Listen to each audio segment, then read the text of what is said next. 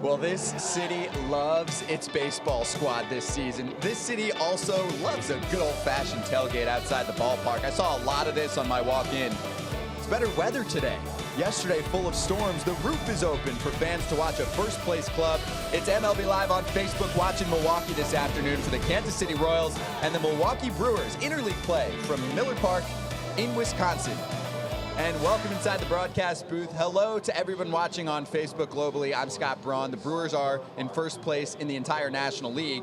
The Kansas City Royals have struggled so far this season. Yesterday, same story. The Royals put up one run. They could not touch Freddie Peralta. The Brewers put up 3 home runs, and they take it 5-1. This is the end of their 2-game set. They played 2 games earlier this season as well, so the interleague season series comes to a close. And we'll talk throughout the day about the differences between these two teams, and we'll do it with your comments. It's a social broadcast, so what do you want the Brewers to add at the trade deadline? Ask us, and we'll talk about it throughout the game. Game situations. How long should Danny Duffy and Brent Suter stay in the contest? Also, Ned Yost and Craig Counsell will join us, both managers, as well as Brad Keller, pitcher for the Kansas City Royals. You can join the fan groups if you want to just be with your respective fan bases. And if you want to get rid of the comments, very simple, just swipe right on your mobile device.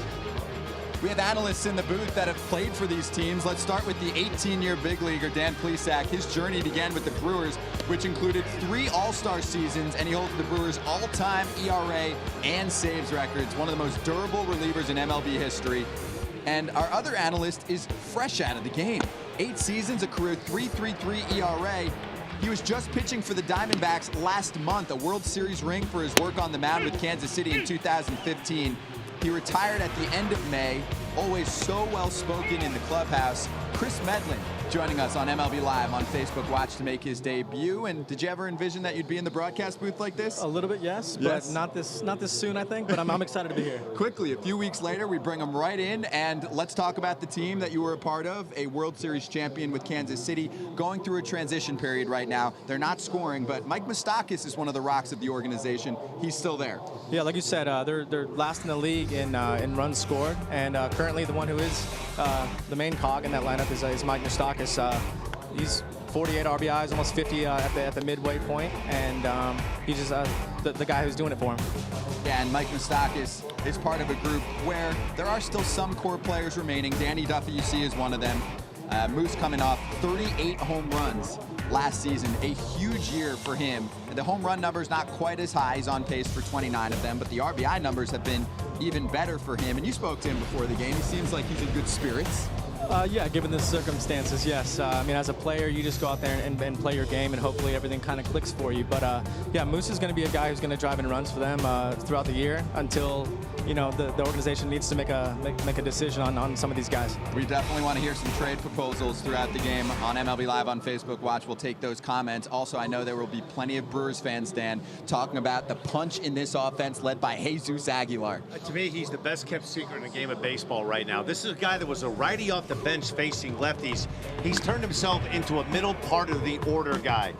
He is a tremendously powerful guy. And in this hitter-friendly ballpark here in Milwaukee, he can hit the ball out to right field, he can hit the ball out to left field. Guy weighs nearly 300 pounds, Scott, but other than Christian Yelich, he might be their best pure hitter. That swing right there, he cuts his swing down with 2 strikes. He's a terrific RBI guy. There's more to this guy than just flexing his muscles and hitting the ball in the ballpark. You take a look at this graphic right here. 16 home runs, 43 runs batted in. Look at that slugging percentage of .638. Other than Christian Yelich, you're looking at the most important bat right now in that Brewers lineup. Those numbers look all-star worthy. Maybe we see him there. If he was playing anywhere other than a middle market team right now, the Brewers are getting some attention because they're in first place in the National League Central. Jesus Aguilar deserves to be an all-star for the National League, and hopefully keep your fingers crossed. Vote early, vote often, and you're a fan of the Brewers. He deserves to go to D.C. 4th member of our broadcast team, our social media reporter, Elise Menaker, will also be monitoring the comments section, and she's from the Midwest. She knows this area well. Let's say hello to Elise. Hi, Scott. Yes, good to be back here at Miller Park. And in talking to the Brewers clubhouse, you know, it's clear the spark that guys like Lorenzo Cain and Christian Yelich have had at the top of this Brewers lineup. Of course, Cain just landed on the 10-day disabled list, but Yelich, one of 3 guys last night to hit a home run, seems to be fitting in nicely here in Milwaukee and feels very at home, so much so that you almost forget that it was just in January that he was brought over from Miami in a trade. So I sat down with Yelich before the game, and I wanted to know just how big of a difference it is going from Miami to Milwaukee. I mean, there's nothing really too different. I mean, both clubhouses had a really good group of guys. You know, I have a lot of great friends still in Miami, and the guys here have been awesome. It was really easy to come in and adjust to the new team and get to know everybody, because I really didn't know too many people coming over here. But after a first week or two of spring training, it was kind of just back to business as usual. I know a consistent theme in talking to your teammates is that they like having guys like you and Cain at the top of the lineup. Talk to me about your approach at the plate. You were just telling me that last night you hit a home run on a 3-0 count, maybe just the second or third time you've ever even swung at a 3-0 pitch, and you knock it out of the park. What's working for you at the plate right now? What do you see? I think our team really is just quality at bats up and down the lineup, really. You know, it seems like it's a different guy for us every night, really. Aggie's been big for us over this last week, and then Lo Cain was obviously a little banged up now, but he'll be back shortly. And it's just guys stepping up, trying to find a way to win every night. What is it like what Jesus Aguilar is doing right now and the streak that he's on? Yeah, it's fun to watch. He's so big and strong that we were talking about last night, where he doesn't really swing very hard, and you know, all he's got to do is barrel it up, and he's so strong that he can leave the ballpark really to any part of the field, and he's been carrying us for this last week for sure. And quickly, California kid, you were played in Miami, you come to the Midwest. Have you officially bought in? Are you in on the beer and cheese curds? You know, it's a nice change of pace. I actually really enjoy it out here, and you know, I've loved playing here so far, and it's a great fan base. It's a great place to come play every night. And, you know, they've really been behind us, and it makes a difference, and it's something that I've really enjoyed. Obviously, it's a little different than, you know, LA or Miami Beach, but it's awesome in its own right, and, you know, like I said, I really enjoyed it. You know, after beer and cheese curds comes Packers. Yelich is a huge Browns fan, so Milwaukee fans will need to work on that. And fans will need to work with us throughout this game. One of the huge bonuses of this Facebook Live game is that you can sound off on Facebook, post your pictures on Instagram, use the hashtag MLB Live on FB. Continue posting those pictures to Facebook and commenting on the Brewers and Royals Facebook fan pages. But for now, Scott, we'll send it back up to you. Thank you, Elise. Yes, we have been using the hashtag this morning in our manager interviews, in our time on the field, talking to players. We spoke to Ned Yost about his Kansas City team, checking in at 24-55 on the season. They actually do their best work in the first inning, so we'll see how that fares against Brent Suter. The starting 9 for Kansas City. And Chris, you know a few of these players personally. I do. Whit Merrifield leading off. He's one of the more consistent hitters in this lineup. Rosie Herrera recently claimed. Mike Moustakas, obviously everybody knows him. Sal Perez. Next we got Hunter Dozier, cleared away once Hosmer was out of here. And next we got Alex Gordon. Batting 7th, we got Alcides Escobar.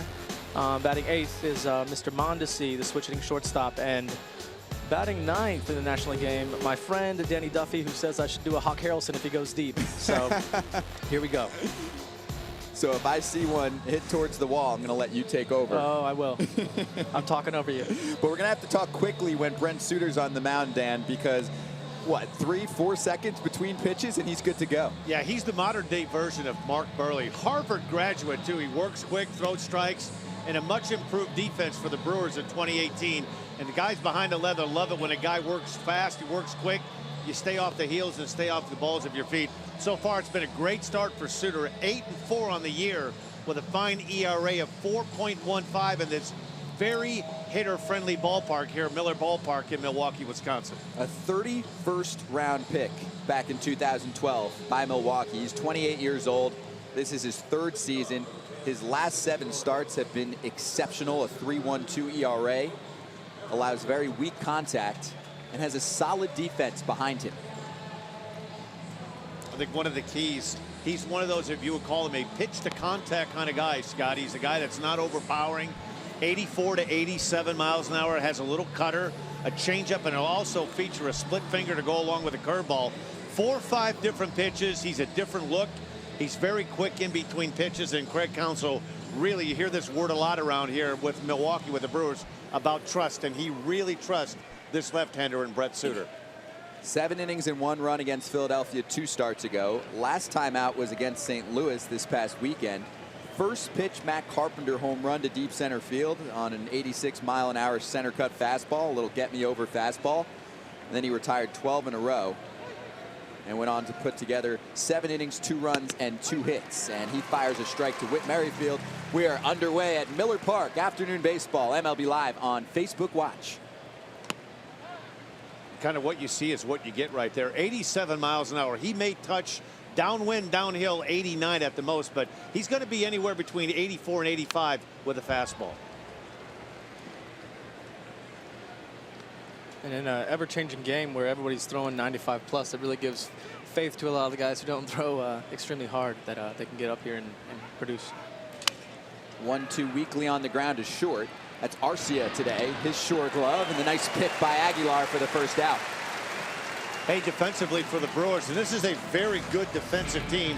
We'll start with the outfield. You have Ryan Braun, who's been just about everywhere. Keon Broxton, Lorenzo Cain on the DL. Christian Yelich, who they acquired this winter. They got Hernan Perez, Orlando Arcia, Jonathan Villar, and Jesus Aguilar. Nice pick there for the first out of the game. Manny Pena, and of course, Brett Suter on the mound for the Brew Crew. There's Ryan Braun in left field. He's been playing some first base this season as well. Rosel Herrera, the batter against Suter. A lot of fans in the ballpark yelling, balk, balk, right, Chris? It's hilarious. Nobody on base. Hilarious. You can do that with nobody on base. Relax, guys.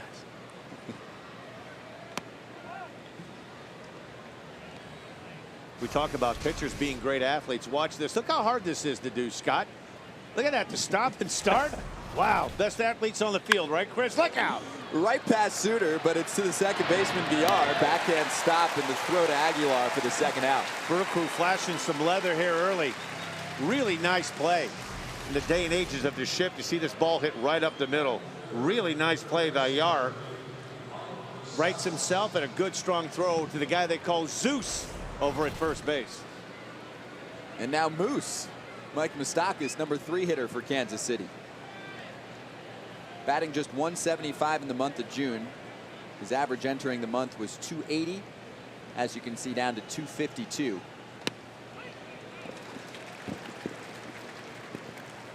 And Suter loving that left edge of the strike zone right now.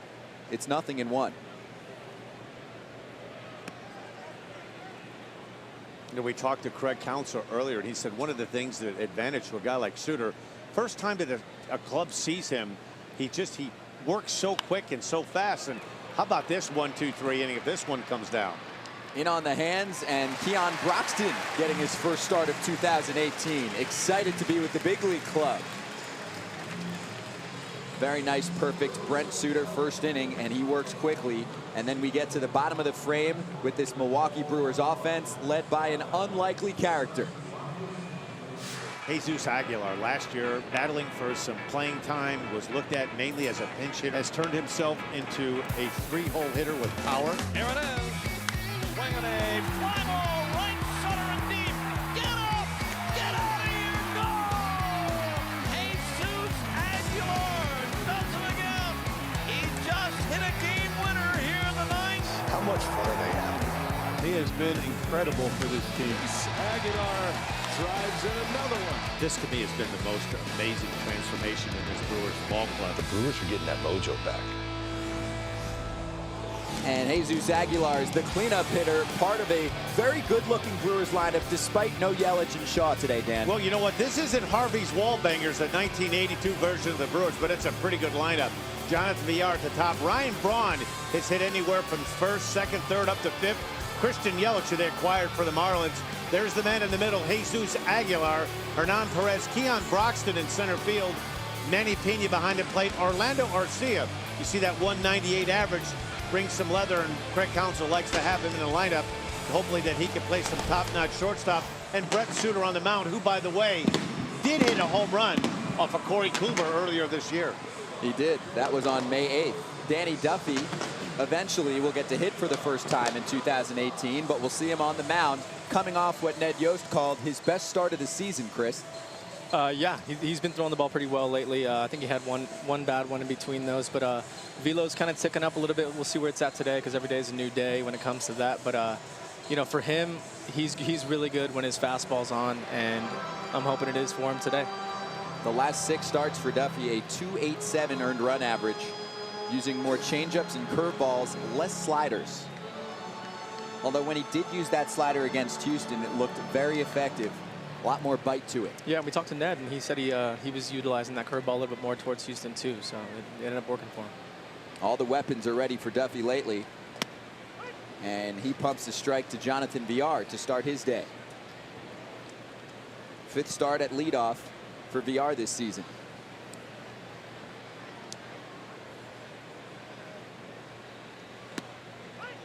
And there's that breaking ball from Duffy. Ned Yost also told us this morning, Chris, that he wants to make sure Danny Duffy still goes with that fastball when the velocity is there. Yeah, it's a weird thing when you're a pitcher and you're sitting there and you know, hitters are looking for fastballs.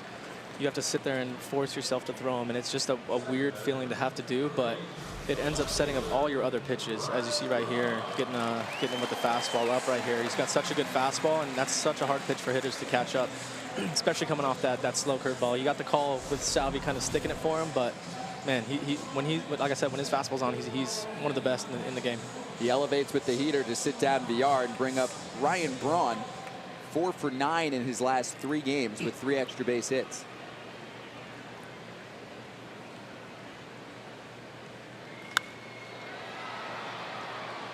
Smooth gas right there. 96 miles from Danny Duffy.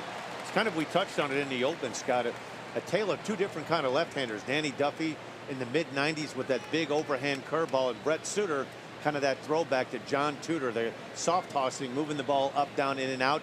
87, 88 miles an hour tops.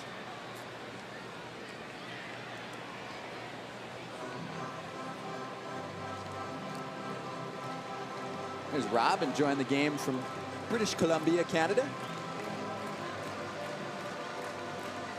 And Duffy's ahead 0-2. Braun set the table yesterday with a double on the first pitch in the first inning. Christian Yelich brought him home with a 2-run homer. He's had some issues throughout the last couple of seasons with a thumb injury. Had an ejection a few days ago, back in the lineup. Still one of the strength, Ryan Braun. Very good low ball hitter. I think you'll see Danny Duffy try to elevate that fastball up in the strike zone. Anything down, not good to Ryan Braun. The cryotherapy injection on his right thumb last week. He missed Tuesday through Friday, but he's back in a big way with a base hit. Also homered yesterday back in the 5th inning. A 2-run shot, his 9th of the season, and he's aboard for Milwaukee with 1 down. Great plate coverage right here. Not a bad pitch from Dan Duffy. Little two-seam, little action, the ball running down and away. Good staying down right through the middle part of the diamond. You see the shift, the second baseman on the left side. Merrifield almost playing straight up shortstop. Base hit for Ryan Braun, the Brew Crew in business. And yesterday, Christian Yelich was the number 3 hitter with the homer. His 11th on the season. 7 of those 11 home runs have come at Miller Park. It was interesting in the pregame when he was talking with Elise. Very rarely does he swing 3-0. Green lighted yesterday 3-0, Scott, and he went deep. Yeah, that worked out. It's 0-2. And Danny does that too. The first pitch, he slide steps. Next one, real slow. He pitched out of the stretch even when nobody's on, so it gives him a chance to work in those quick pitches and kind of mess up some hitters' timing. And I saw Jennifer say Kane's hurt, Broxton substitute. That is correct. Lorenzo Cain placed on the 10-day disabled list. A left groin strain is what it's officially being called, but he's banged up. He left Saturday's game with groin tightness.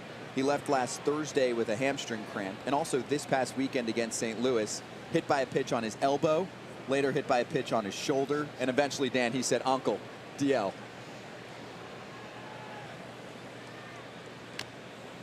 very important part of this lineup. I know a lot of eyebrows were raised this winter. It seems when you get north of 30, the free agent market kind of dries up. A lot of people in the industry were surprised that the Brewers jumped on Lorenzo Cain, a multi-year deal, locked him up to center field. I think they beat the curve. What a complexion changer. There's a good lag. All smiles, plays with a lot of energy between that guy right there and the guy that's swinging the bat right now. This is a really different Brewers ball club. Yelich goes fishing, so Duffy records the strikeout. It's the second out, and this is the defense for Kansas City this afternoon. Yeah, we got one of the best in the game, Sal Perez behind the plate, one of my favorite guys to throw to. Moustakas, sneaky defender over there. Mondesi, younger guy trying to learn the position. You got the usual shortstop in center field today, Alcides Escobar, which is a little strange to see, but I think they might be trying to market him a little bit as more of a utility to try to get him get some prospects for him later on. You never know. But overall, the Royals defense, they haven't done a lot well this year in terms of offense and pitching, but they do play okay defense. They're top 10 in the game. And now Duffy facing Aguilar. And you go back to when Eric Thames hit the disabled list with a thumb injury. That was on April 25th. Since that time, when Aguilar increased his playing time, he has put up 16 home runs, best in the National League during that stretch. You know, about a week to 10 days ago, Craig Counsell kind of called this lineup out. And he said, listen, we need somebody other than Cain and Yelich to start doing something. And it was the next night that this guy right here, Jesus Aguilar, had 2 big home runs in Pittsburgh. And right now, he is their best hitter. Hits the ball to all fields, has some power, drives the ball, good 2-strike hitter. He's a nightmare right now for opposing pitchers. He hit a pretty bad mistake from Junis last night to right center. So when you've seen a guy stay back like that on an off-speed pitch and take it to right center, you know a guy's on. That slugging percentage is 4th in baseball, best in the National League. And Duffy finds the strike zone.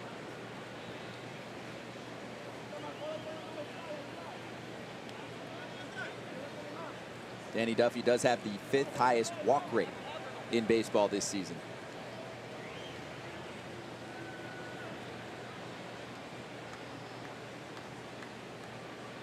And he loses Aguilar. So Braun moves to second, 2 on with 2 down. And here comes Hernan Perez.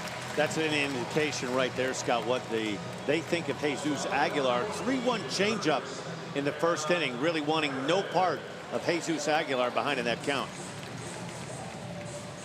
Perez filling in for Travis Shaw. Comment coming in from Brian. He says, Brewers will win the National League this year. They've been hurt at different positions, still lead the Central. And with the Braves for the best record in the National League. Yes, Milwaukee with the best record for now.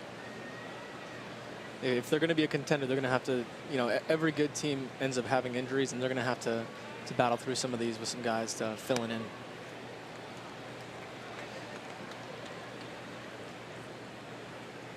Even Eric Thames on the bench today. It's a nice weapon to have as a pinch hitter later. Good arms. Good arms on that guy.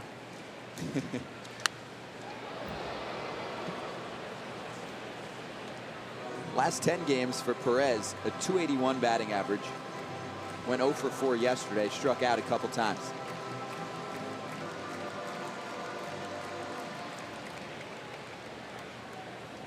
Danny Duffy was able to wiggle in and out of trouble against Houston last time out with his 6 scoreless innings. And that's to center field for Escobar. Danny Duffy does it again. So after 1, we are scoreless. 2 left on board for Milwaukee. And let's go down to Elise Menaker. Hey, Scott, if there's one thing we love about social media, it's cute kids and cute dogs, and we have both for you as we set the social scene. And we start with Yonder Alonso of the Indians and his adorable son reaction after he hits a grand slam. Take a look. Watch, boo-boo. Watch your dad. Watch him. Watch him. Oh, my God. The crowd goes wild. The crowd goes wild. And the fireworks go off. Yeah, dude. Home run. Now run the bases. Hey, run the bases. Team riding style today. Dime Freddy. ¿Cómo está? Papi, aquí tranquilo. What a wow, papi. ¿Cómo está? Mírame, well. Mira quién llegó. Only question is, who else pulls off a hospital gown like this? Ooh, almost surgery time. Wish me luck. Mets reliever A.J. Ramos, we hope him a speedy recovery after shoulder surgery. His family there by his side. And I think we found one person or dog that is not a fan of Mike Trout, and that's his very own puppy. Yes, at least he does not like his bobblehead, as you can see. And the Astros, Colin McHugh, you know, as they say, if you can't beat them, join them. How about those seats? If you're not going to be on the field, those are pretty darn good seats to be watching from. And for the Brewers, Tyler Saladino and Christian Yelich.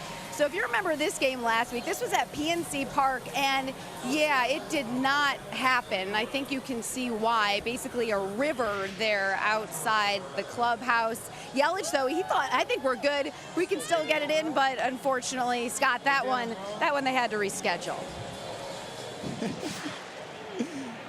If they had some swimming going on, maybe a little breaststroke, Dan. I was at that game. That game. No way. Yo, I was at that game. It rained cats and dogs. Don't step in a poodle, too, Scott.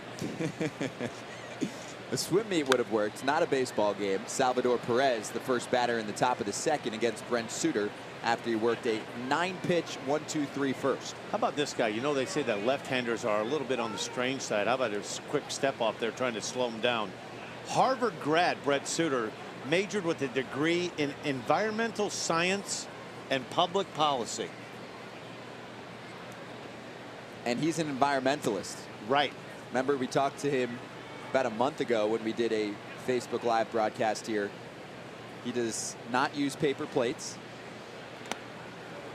And he has reusable dining fork, knife, etc. And also 90 to 120 second showers. Water efficiency is a big part of his day. He's a better man than me. High school, he went to Moeller High School right outside of Cincinnati. Have they produced some great players? Ken Griffey Jr., Barry Larkin? Who's that? Yeah, right? Some good ones. Powerhouse in football. He's right back to work on the 1-2. Amazing how he makes 87, 88 look a lot more than it is. Controls the pace of play, works quick, funky delivery. There's the big curveball at 73 miles an hour. He'd be a guy that if you were scouting him, Chris, I don't know, across the board, you'd probably rate him on a scale of 5 to 8, a bunch of 5s. But he has a big heart and a great competitor. That goes a long way these days. And a strikeout, his first of the day. He has retired the first 4 hitters. Elise, what else can you tell us about Brent Suter? Yeah, so you were talking about how he's an environmental science and public policy major at Harvard. Well, I talked to him about that, and you guys were mentioning he doesn't use plastic utensils. There's a look at the reusable food tray he uses. He showed me it yesterday. He will put food in there if he wants to take it to go. He takes it with him on the road. He cleans it out, and he says he goes through about 1 a year, so that he's on to his 3rd one now. He hopes that one day he could be an environmental consultant, do something just, you know, around the league even, help the league out. He also uses a glass water bottle, trying to get his teammates on board with that one. I like it. 0-1 is fouled back by Hunter Dozier. Nickname is the Raptor.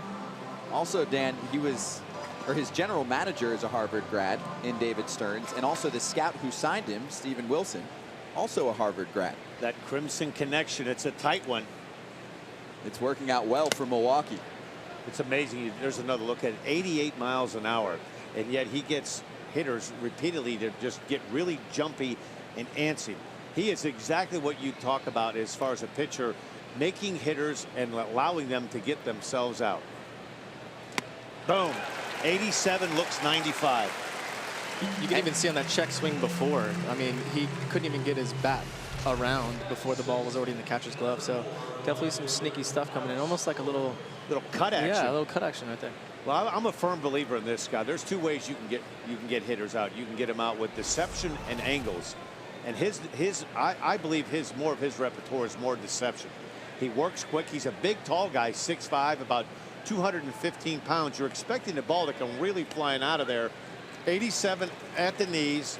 It appears to be, it plays a lot more than it actually does. Peter said a poor man's Mark Burley.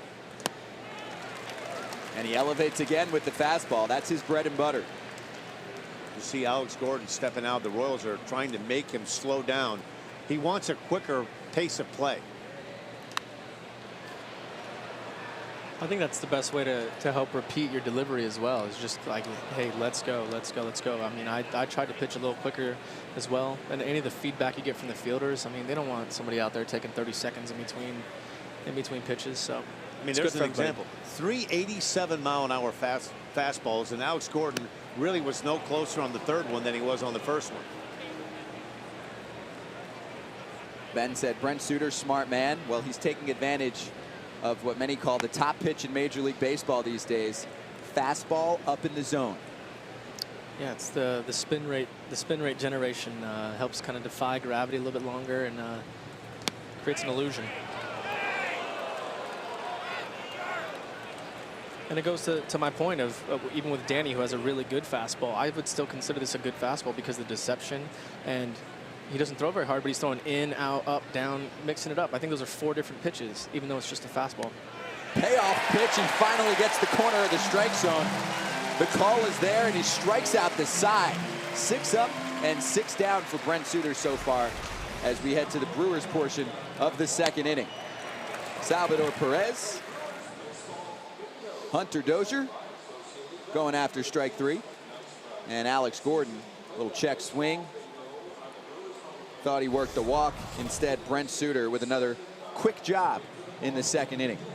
So Brewers and Royals scoreless at the moment. Each of the 30 MLB teams have a Facebook page dedicated to nightly recaps. So let's revisit yesterday. I know a lot of folks are anxious to see Freddie Peralta's first start here at Miller Park. Mike Moustakas, 48 runs batted in for him. Deals a 1-2. And he got him. He went to the curve. So he strikes out 2 Royals. Bottom first we go. Royals nothing, and Milwaukee coming up. Milwaukee has a man in scoring position, only 1 out in the first inning. And Christian Yelich, left-handed hitter, will come to the plate. Into the opposite field. That is way back, and Yelich sends one out of here.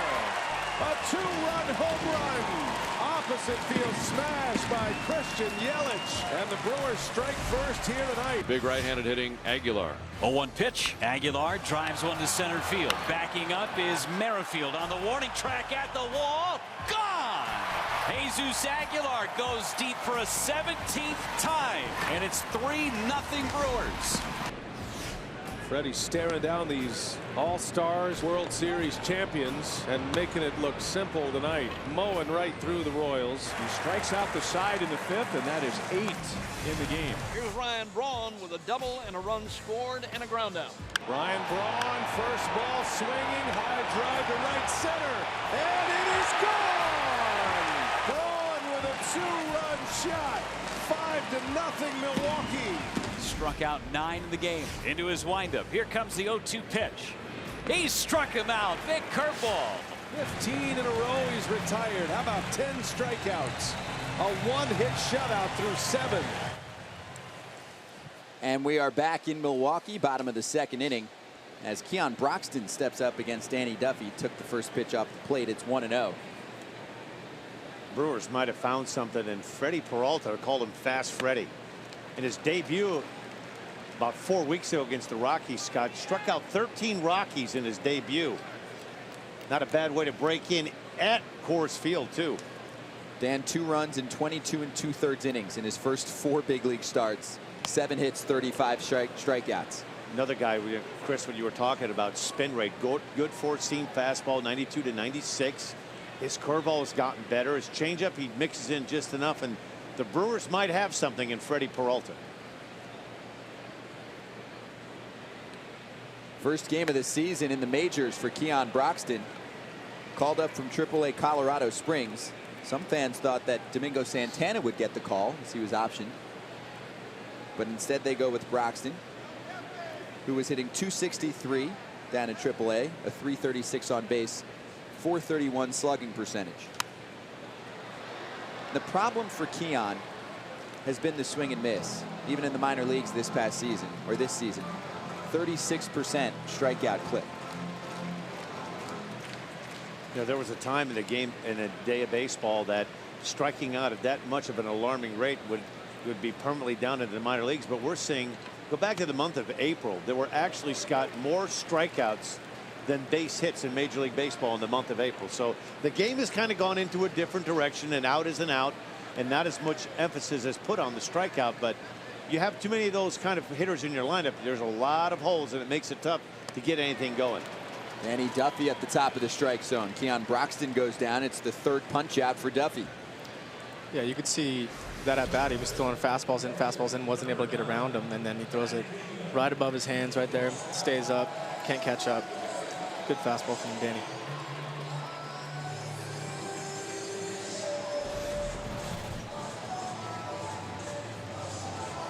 And now facing Manny Pena.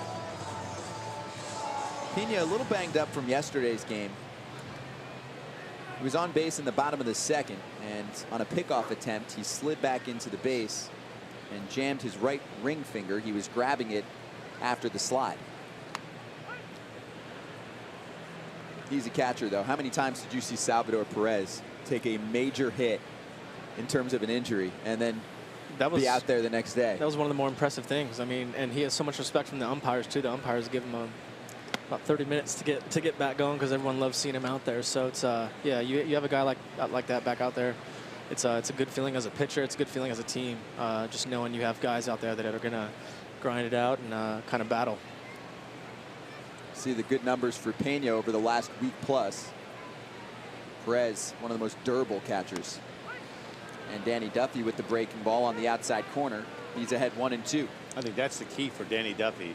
We all know about the good fastball, 92 to 96. Command of the secondary pitches, particularly that big curveball. If he can continue to backdoor that curveball, he can give the Brewer hitters fits most of the day. Looking for his fourth strikeout. Instead, contact to center field. It's Escobar calling for it. And right in front of the track, he has the second out.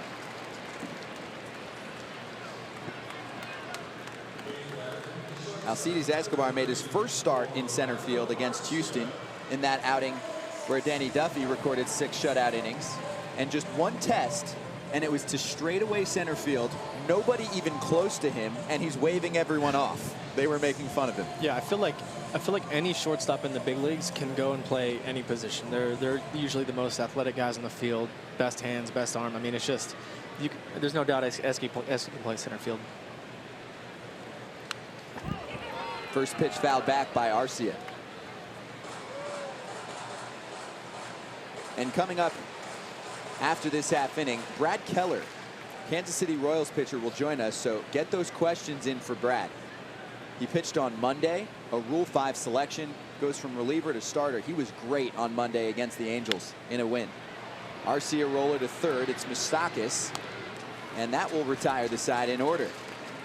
Nice, clean second inning for Danny Duffy. And we have played 2 in Miller Park. No score. So Monday, the Brewers were off. The Royals had a makeup game. There's bad weather on April 15th, Jackie Robinson Day. They make it up on Monday against the Angels. And the hottest pitcher in baseball this month, Tyler Skaggs, and Brad Keller outdid him. 7 shutout innings, 6 strikeouts in just his 5th big league start. Willie Peralta wrapped up the day with his first career save. And the Royals won it 2-0 over the Angels. Brad Keller joining us very soon on MLB Live on Facebook Watch. And this is how it works. If you're new to the broadcast, questions that you have for Brad, send them our way. Anything you want to know about Kansas City, let us know. And Brad is joining us right now. He'll be with us for the next half inning. Brad, thanks for hopping on. How you doing today? Hey, good. How are you? We are good. I heard you are friends, or you know at least, Chris Medlin. I do, yeah. We work out together. Yeah, give us the scouting report. Oh, man, great guy. You know, back home in Atlanta, he comes in all the time. And last offseason when I got traded over to the Royals, I asked him a bunch of questions. You know, he played here and stuff like that, so it was great. Yeah, he's one of the biggest dudes I've ever seen, lifting all this weight. I was sitting there straining myself, and he's just quadrupling everything that I'm doing. So, a big dude. I'm glad you're having success, man. I'm glad you're starting out pretty well. How's it going so far? Oh, it's going good. I love Kansas City. Love this team. Staff's been great. You know, it's been really easy to transition over here. Was Monday the best start of your life? Yeah, definitely. Felt great. You know, just went out there and tried to give the team a win. You know, and put us off on the right foot. Joshua said, who's your favorite teammate? Oh, that's tough. You know, everyone on the team's great. You know, Kelvin Herrera was a tough one to lose. He was one of my guys from spring training. But right now, oh man, that's tough. Probably Brian Flynn, just because he's my roommate. You know, he's kind of taught me everything. Yeah, Flynn is great. Yeah. I like fun. Mike said, Brad, where's your favorite barbecue in Kansas City? Hard-hitting questions here. Oh, Jack Stack's barbecue. It's the best, hands down. I don't know, man. Have you had Joe's yet at the gas station? I haven't. I've been told to check that place out yet. Yeah, you'll change your mind, but Jack Yeah. Stack is good. Jack Stack's good, yeah. Donna making a comment, everyday Esky, she calls him, because he plays every day. Yeah. Looking pretty good in center field. What have you seen from that transition from the veteran? Oh, he looks great out there. He looks like a natural out there. I mean, he's an unbelievable infielder, as you guys know, and like you just saw 2 plays that last inning, he just looks like a natural. Talking to Brad Keller, who worked some magic on Monday against the Angels. And Aaron said, Brad, how do the Royals turn it around and double up the wins? I mean, we're getting there. We're on our way. We just kind of went through. We're kind of going through a tough stretch right now. We're facing really good teams, you know. But I think we'll turn around. I think the second half is going to be huge for us. Alcides Escobar facing Brent Suter. 1-1 is the count. And we're talking to Brad Keller, who's in the dugout right now for Kansas City. More questions coming your way. John said, you have been around a couple of different teams. How are the Royals different after this slowly hit ground ball to third? It's cleaned up by Perez, and there's 1 down. Go ahead. I mean, they're great from Dayton Moore all the way down. You know, everybody. As soon as I came in here day 1 in spring training, they've just been welcoming me with open arms and just all around great people. You know, for my first start, Dayton Moore put my family up in a box. You know, got them out there, and it's just been great. First class organization all around. Dayton Moore is a class act. Mark Schultz saying, how is Ned Yost for a coach? He's awesome. He's great in the locker room. Hilarious guy. Really pushes us, and I love him. He's awesome. Adalberto Mondesi, the shortstop and number 8 hitter, was 2 for 3 yesterday and hit a home run last night back in the 8th inning. Talking to Brad Keller, questions coming in. Charlie, have you gotten to meet George Brett? I have. I met him in spring training. He's been around the locker room a bunch throughout the season, so it's always nice to have the greats in the locker room and stuff. Did he give you any good George Brett stories? Because he is full of them. That is off the end of the bat, center field, falling quickly, but Broxton has it for the second out. Any good stories from George Brett? That no, you can say on the air? Not many that I can say, but that's what I figured. Yeah, he's awesome though. He's full of great stories, full of just baseball knowledge. Danny Duffy coming up next. This from Mike Johns. What's the biggest change between the minors and MLB? You know, everything's brighter. Lights are brighter. Stage is bigger, but you know, it's pretty much the same game. You know, the hitters are the same. You know, they've worked all the way up through the minor leagues to get here too. So I mean, they're more consistent up here, but I mean, overall it's the same game. From Adam, what's it like to be teammates with Danny Duffy? He's awesome. SoCal guy. I mean, he's hilarious. He's going after the Brewers right now, Brad. Otherwise, going no BGs right now. What is he doing? Just swinging it. I love it. Swinging it. Wait, Chris, can you break this down for us? Is Danny Duffy a no batting gloves guy? No, I actually thought he wore batting gloves, but you can see. Look at that top hand, man. Talk about throwing that top hand. Yeah, you got the head. Double D. Whoa, look out. Man down. Yeah, he said he was angry at Lo Kane for not playing. He wanted to face him, so he's probably throwing it over there at him. Took it way too literally. Yeah, that's awesome. Look out. All right, let's keep going here. Colton Richardson, who did you look up to as a young player, he asks? Growing up in Atlanta, you know, I always watched the Braves pitch. You know, they had you know, Smoltz, Glavine, and Maddox, you know, so I always grew up watching those 3 guys pitch. Those were the guys that, you know, I try to emulate my game after. Brad, this was awesome. Thanks so much for the time. Good luck the rest of the season. Thank you. I appreciate it. You the man. I love it. Brad Keller on with us on MLB Live on Facebook. Watch quick work again from Brent Suter. He's retired the first 9 that he has seen. Let's run through our morning. It's always busy. My Instagram story at Scott Braun looks like this.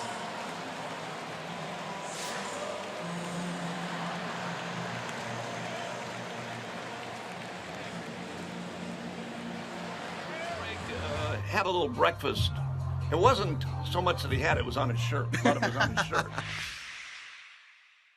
Bob Uecker, the legend, talking about Craig Counsell spilling some of his breakfast, but we showed you the picture. There was no spillage. And then this was us on the fields, and the roof is open. I was like, let there be light, because it was closed for much of the day. It was closed all of yesterday. Thunderstorms preventing Dan and I from getting to the game or getting to Milwaukee for quite a while, but we made it. Let's hear Bob Uecker one more time. We want to get the full Bob Uecker experience. We follow Bob Uecker. He had his interview with Craig Counsell, and how'd it go? Yeah, oh, everything went great. Matter of fact, Craig had a little breakfast. It wasn't so much that he had, it was on his shirt. A lot of it was on his shirt. Dan, you spent some time with Bob Uecker. Every line out of his mouth makes me laugh.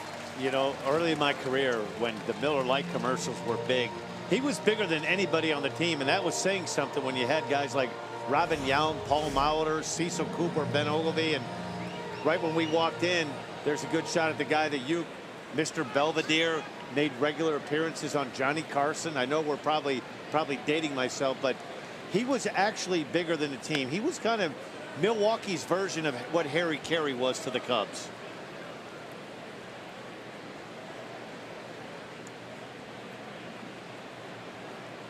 And I can guarantee you in the meeting before this game, they said, listen, don't just throw it in there to this Brett Suter guy. Hit a bomb this year off of Corey Kluber of the Indians. That Corey Kluber. That's right. May 8th. Straightaway center, too. First career home run.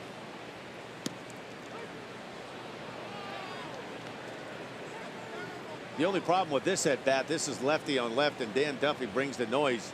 94 to 96 and that good hard breaking ball. There's a chance we might see that breaker right here down and away. Goes with the fastball. 95. Brent Suter's watching it, and Danny Duffy picks up his 4th strikeout already. Really good fastball right there. 4-seam fastball, a little bit of cut on it. There's not much anybody's going to do with that one. 95, well located, about knee-high outer third. Well, Chris, Ned Yost basically told us this morning Danny Duffy is back, and so far so good. Yeah, I've touched on that already. I mean, you can tell.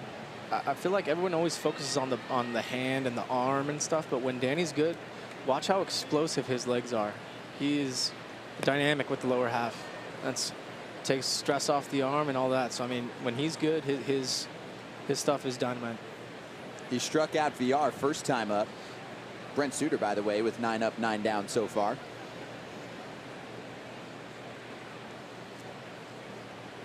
One hit this afternoon. It came from the next batter, Ryan Braun, and VR has the 2nd hit of the day. That's over Mondesi.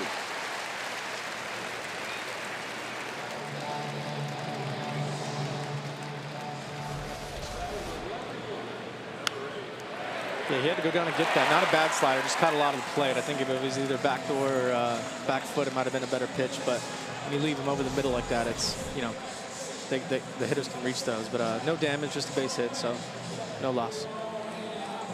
Maybe 3-4 more inches on the vertical from Mondesi, and he has that.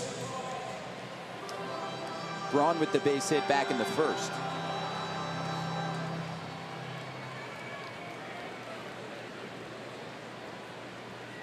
Mondesi getting the start at shortstop, and they're grooming him for that position. This is the first chance for them to do that since Alcides Escobar never takes a day off for years. Yeah, the first one was him playing center field, right? The other day. So, yeah, Mondesi is one of the most athletic guys in the field. So if anybody was going to jump and catch that last one, it was him. So it's just a matter of development, and I think his bat needs to kind of come around a little bit. That's how you end up staying in the big leagues is hitting. So he needs to kind of get the bat going. But he's definitely athletic and can make some pretty unbelievable plays. Escobar even played third base the other day when Mike Moustakas received a day off on Monday.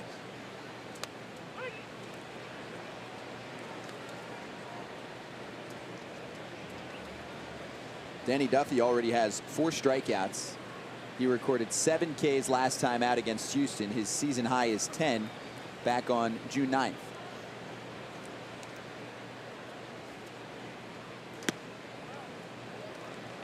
Oh my.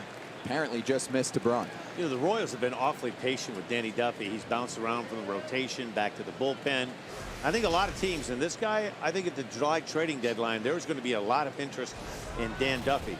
So I think from the standpoint, if you're Dayton Moore right now, you'd certainly like to see him string together 5-6 really strong outings, and his market will continue to go up, up, up. There are going to be several teams looking for starting pitching. The Brewers may be one of those teams. You take a look, the Yankees right now are probably in the market for a starting pitcher. There's probably 7 or 8 teams that are either wild card contenders or teams that look like they will win or be part of the division. So Dan Duffy, these are some important starts for the future of the Royals if Dan Duffy is to bring them back anything in return. And another strikeout for Danny Duffy, his 5th. And take those season numbers we just showed you with a grain of salt, because he's been on a roll. Walks are up, strikeouts are down. ERA is over 5, although it looks like it's creeping its way under 5 after what we're seeing so far. But he struggled in the beginning of the season. He eventually worked out of the windup, which he hadn't done in a while, went back to the stretch. He was trying to find himself. Yeah, you got to stay in the gray. This game will knock you down, and when you start doing well and you think you're the best in the world, it'll knock you back down. So it's just best to stay in the gray, stay in the middle. Just, I mean, don't ride the highs and lows, and that's what he's doing. I mean, you can always have bad starts, but it's definitely how you finish. And you know, in terms of like you mentioned, building some starts together to kind of build his stock and get to a place where he can get back to the playoffs. Yelich connects right field, and that'll drop for a hit. It'll move VR to 3rd, and he will be held up there. It's a double for Christian Yelich with 2 outs. It puts 2 base runners in scoring position for Milwaukee. Boy, what a great acquisition and a trade this winter with the Miami Marlins. He's been everything the Brewers had hoped. He and Kane at the top of the order. Gets a breaking ball that hangs in the inner 3rd right here, throws the head of the bat to it, and drives this ball 1 hops the right field wall. Terrific player. You can see he runs very well. It reminds me a little bit of Devon White. We see Jonathan Villar with 2 outs off on contact. Brew Crew in business. 2nd and 3rd, 2 down here in the bottom of the 3rd. I saw that comment from Apples. He goes, yeah, let's do something here. Well, he did. Yeah, and for the Brewers to be successful going on through the year, Yelich is going to have to kind of carry some of the slack with Low Kane and even Shaw being out. So I think he's more than capable. And this is where you have to be really careful if you're Danny Duffy. The 3rd inning, and it looks like Brett Suter's brought his A game. You have a base open. He walked Aguilar the first at bat, and I think if you're Dan Duffy, you want to be really careful. You have Hernan Perez on deck hitting 253. This might not be a bad time for that intentional, unintentional walk. The 4-finger wiggle. Yeah, let's get that in the comment section right now. Would you intentionally walk Jesus Aguilar in this spot? Open first base. Aguilar has the best slugging percentage in the National League this season, and Perez waits on deck. Let us know, yes or no. Get it in quickly. Mike says pitch to Aguilar. Okay, so far they are, and Duffy's ahead 0-2. I feel like coming up late here, 0-2, you don't want to leave anything out over the plate to him, because he's going to be able to get to it. If you're going to go back with the fastball, you're coming in hard, moving his feet a little bit, get him a little uncomfortable, maybe even doubling up in there.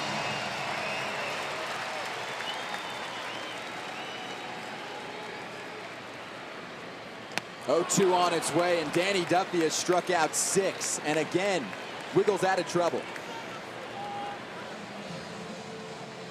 We have completed 3 innings, and there is no score, despite 3 hits from Milwaukee.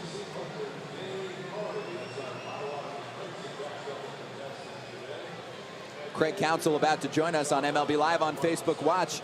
Questions now. In-game questions for Craig Counsell. He is joining us any moment here. Brent Suter with 9 up, 9 down. That's definitely how I want to start us off, and let's do that right now.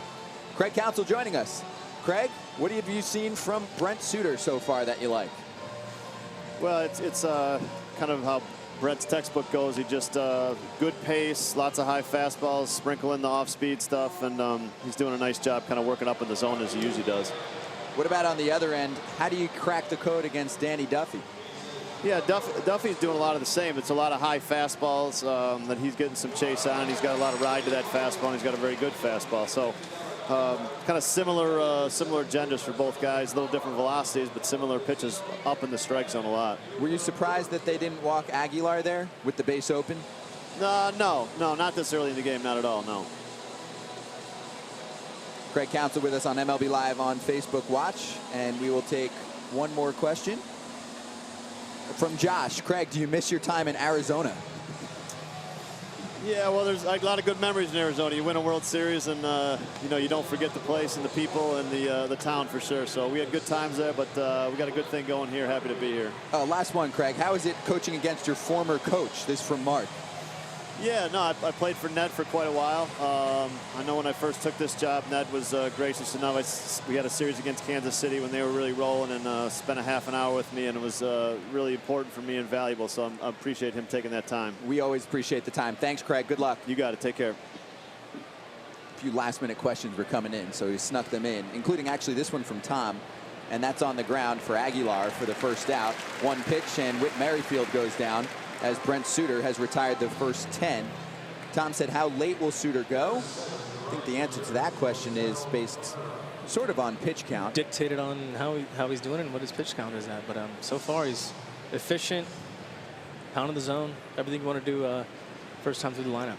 I think a low-scoring game. We talk about a bullpen game. Huge swing in the favor of the Brewers with Jeffress out there lurking, Josh Hader and Corey Knebel.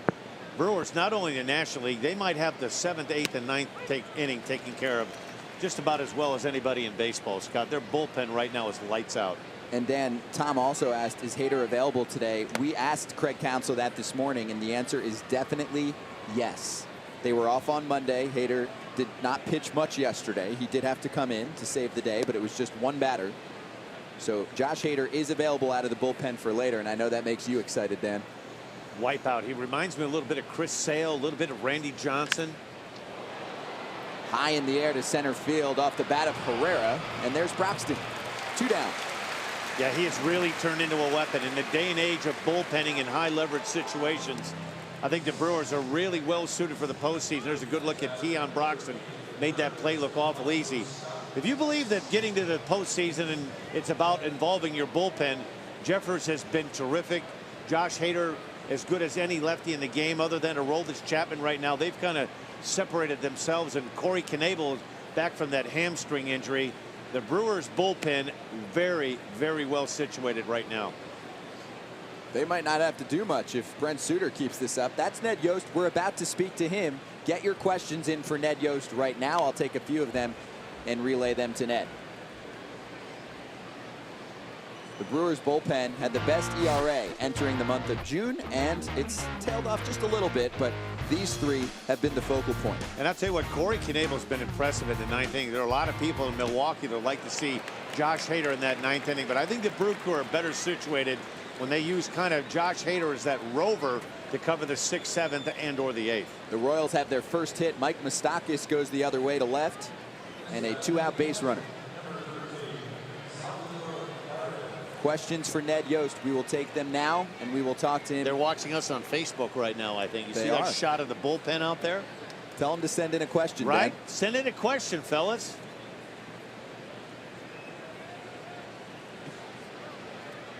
Suter against Perez, and goes off speed. Changeup right there. We've seen anything from 86 to 87 with a fastball from Suter. The little slow curveball at 74, 75. And that 81 mile an hour. He throws 2 changeups. Just throw a change and also a split finger.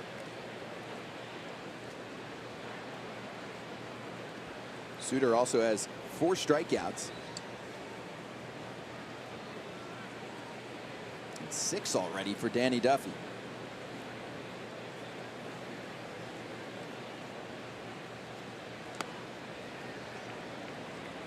You can see right there, Sal Perez, it's just so hard to stay back because you're seeing this velocity from Suter, and the ball, it just doesn't seem like it ever gets there. And you're so used to this day and age of 95 and above fastballs from most of the starting pitchers. There's an 86 mile an hour fastball jam shot. That'll just go to show you that at your approach off of a guy that's throwing in the low 80s is to slow yourself down, and what happens then, he cuts one in on you, Chris, in 86, and it jams you. Exactly. That's like we mentioned. I mean, the tale of 2 different fastballs, but both equally good fastballs. It may not be that hard, but the deception and the changing locations with it. I feel like a fastball in and a fastball away are 2 completely different pitches to the hitter. They call him the Raptor.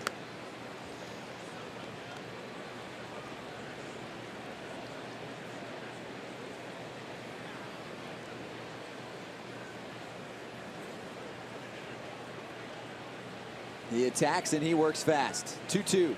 His 50th pitch of the day is fouled off. It's amazing. We've seen him now for 3 2/3. Best velocity, 87 miles an hour, anywhere between 79 and 87. And yet we really haven't seen one really good swing or a ball barreled up so far by the Royals. It's a check, and it is strike 3. Salvador Perez goes around, and Brent Suter picks up his 5th strikeout. Does give up his first hit of the day, but Mike Moustakas is stranded at first. And that's enough for the K. Ned Yost about to join us on MLB Live on Facebook Watch. Scott Braun, Chris Medlin, Dan Plesac, our social media reporter Elise Menaker, and plenty of good questions for Ned that we will ask in just a moment. Entering the bottom of the 4th inning.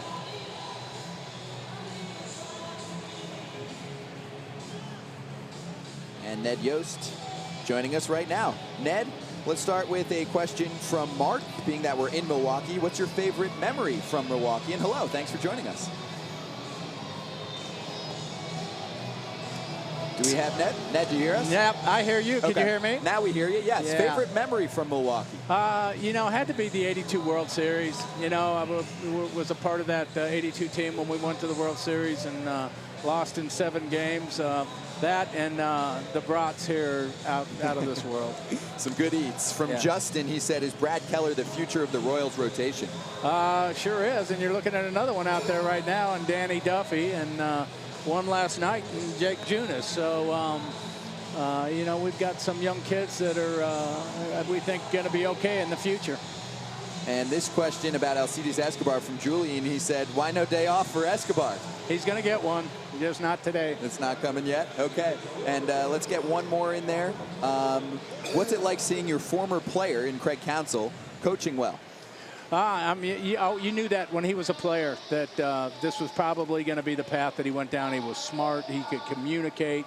He was honest. You could see that somewhere down the road he was going to make a great manager, and he sure has turned into that. Ned, thank you so much for the time. Good luck in this one. Thank you. Thank you. All right, Ned Yost with us, and we enter the Brewers portion of the 4th inning with Perez, Broxton, and Pena due up.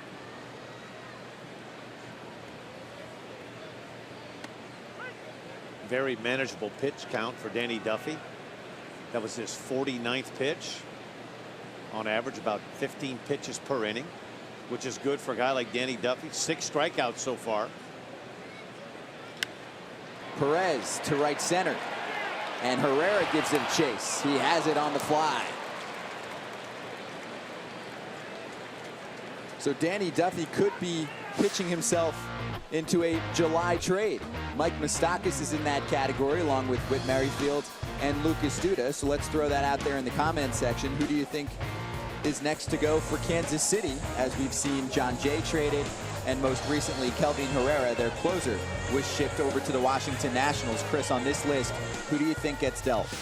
I don't know if Whit gets dealt. I think it'd be Danny or Moose out of those. I think you know, Whit being controllable, under control for a few more years, and he's a pretty solid player over there. And he can play multiple positions. Good leadoff guy, stolen bases. I mean, he can kind of do it all. So I'd love to see him kind of stick around here and be part of the future for them. But just the amount of money that Duffy's going to command, the prospects that he can get in return if he stays hot like this. You know, I think that's the best option for the Royals. But you know, it's up to Dayton, and Dayton, you know, Dayton's done this before. Before the Royals went to back-to-back World Series, you know, they were not very good. You know, they were a 100-loss team over and over again, and you know, he drafted well, turned things around. So I think having that hope of actually seeing things turn around and having it come around again this time, I think the hope and the faith in the organization is still there to be able to turn around. 5-year, $65 million extension through 2021 for Danny Duffy. And he strikes out Keon Broxton, the tip into the glove, and it's his 7th strikeout already this afternoon. Elise, what are people saying about the Royals trade options? So Ryan McChesney commented, I don't think there will be a lot of interest in Duffy at the trade deadline. And based on what you guys are talking about, Chris, would you agree with that? I feel like Danny's really unique in what he does. I feel like his tools and his pitches and just his overall presence in a rotation would add a lot to a contender. So, I mean, anybody's guess is as good as mine, but I just feel like, you know, in terms of what Danny can do, you know, I think he can help someone the most. But you got Ian Kennedy in this rotation as well. Maybe not doing as well as he is capable of, but he's definitely capable of going on a run. He's a longtime big leaguer, established, pitched in the playoffs. I mean, he's got some credentials as well, so a lot of things can happen. This is Manny Pena. Duffy trying to put together a 1-2-3 frame like he did back in the second. Brandon with a comment. Read it after this 0-1.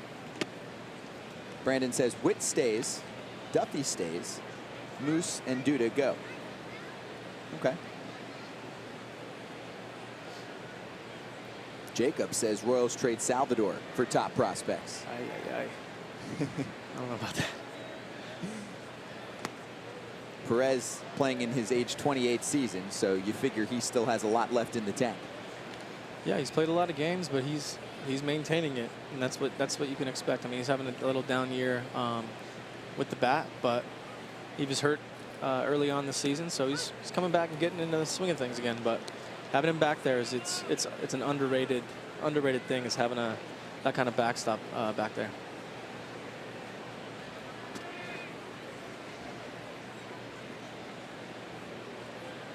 Already 7 strikeouts for Danny Duffy.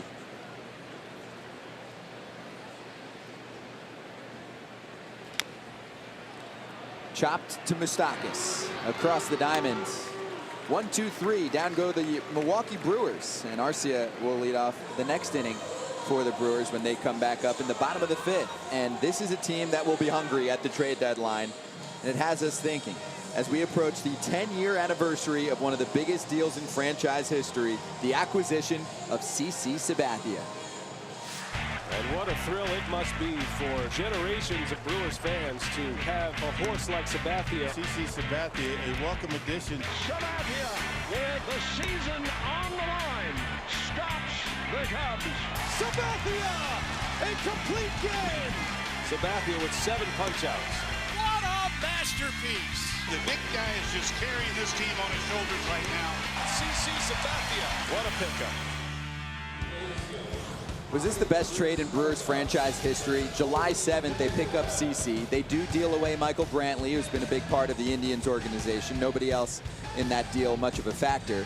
But an NL high 7 complete games, an NL high 3 shutouts. He led baseball in wins and ERA from July 8th when he was a Brewer through the end of the season. Dan, he went 11-2 with a 1.65 ERA with this team. One-man wrecking crew, and there are a lot of people in baseball that said, boy, they rode him hard and put him away wet. Signed that previous offseason with the Yankees, did CC Sabathia, and he's still going strong right now and a big part of that Yankee rotation. Reminded me of, you go back to the Cubs in 1984 when they acquired Rick Sutcliffe, and he went on that historic run the second half of the year. That year, 2008, is really, I thought, what put the Brewers back on the map. A young Prince Fielder and Ryan Braun, Corey Hart. There's a guy that probably was front and center to most of it right there. That's Brewers baseball. You're looking at it right there. You know, a brat and a beer and a Brewers hat. You know what he probably remembers, and what I remember most from CC? The final 3 regular season starts on 3 days rest for him. An 0.83 ERA in those final 3 starts, and that's why he got paid, like you mentioned, Dan. 7 years, $161 million in the offseason with the Yankees. You know, every once in a while, there's that one pitcher that can transform a team. Rick Sutcliffe did that in '84. Sabathia did it in 2008. And last year, Justin Verlander did the same thing with the Houston Astros. I don't really think that the Astros had any chance to win the World Series until they acquired Verlander. And he started having flashbacks to being one of the top pitchers in baseball. So is that guy out there available? The Brewers, if there is, hopefully they're going to kick the tires on that, because I think they're one really solid starting pitcher away from being the team to beat in the NL. Fans, do you agree? What do you want to see the Brewers do at the trade deadline? 2-0 to Hunter Dozier, and Suter catches the corner of the plate. A lot of strikeouts today. 24 outs recorded. 12 of them have come via strikeout. 7 for Duffy, 5 for Suter. Justin says they're good on starting pitching. That's in the air, but fouled back.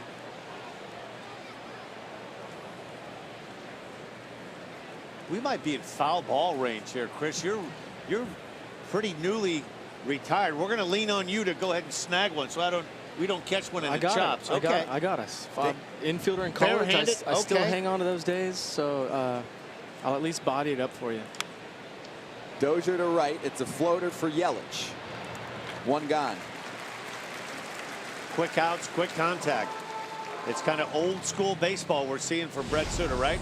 No mid-90s fastball, but quick outs. Let's look at some reigning Cy Young winners. The last 5 acquired via trade, and CC Sabathia in 2007, along with Cliff Lee 1 year later, actually. They're traded from Cleveland over to Philadelphia. You have R.A. Dickey from the Mets to the Blue Jays, and you go further back for Pedro and Roger Clemens. So, like you mentioned, Dan, might not be that caliber name available at the trade deadline, but you might be looking in one in Danny Duffy, who could make a name for himself and get the Brewers a big get the Royals a big return at the deadline.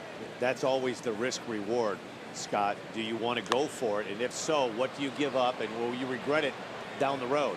And it's so easy to look at some trades, and one of our colleagues, John Smoltz, comes to mind, where, you know, Doyle Alexander for John Smoltz.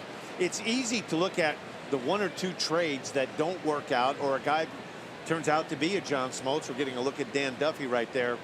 But for the most part, when you put these big packages of young players together, if you get a 3 or 4 player package, if you hit a home run with one, you're lucky. And if 2 pan out to help your team, you've really made a pretty good trade. That's the risk reward. Which the Indians did. I think Michael Brantley was the player to be named later, I believe, in that trade. So, I mean, that's a hit for the Indians for sure.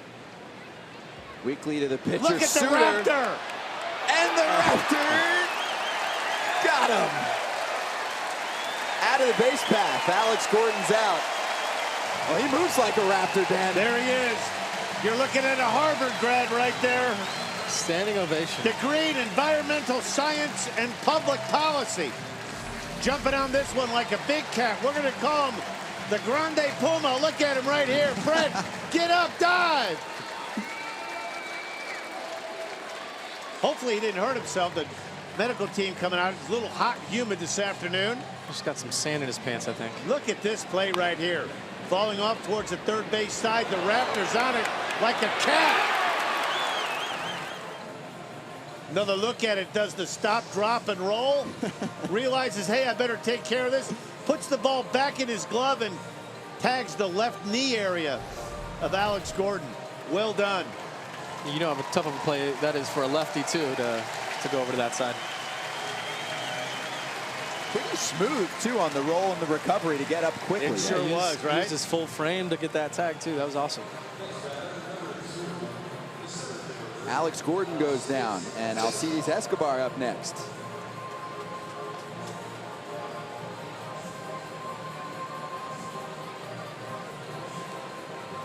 Maybe needs to take a deep breath. Might be, what, 10 seconds in between pitches instead of 5 for a batter. Hey, this guy's pedigree is all about sports, too. How about this? His mom, Shirley, was a 4-year letter winner swimmer at Penn State. Escobar drops a base hit into left field, retrieved by Braun. Let's make sure Brent Suter's okay, too. That was off the first pitch. See this dive right here. Almost like maybe he hit his head on the ground. Kind of wincing a little bit, like maybe hit the back of his noggin. You'll take a look at him here, fully outstretched, and watch his head and neck.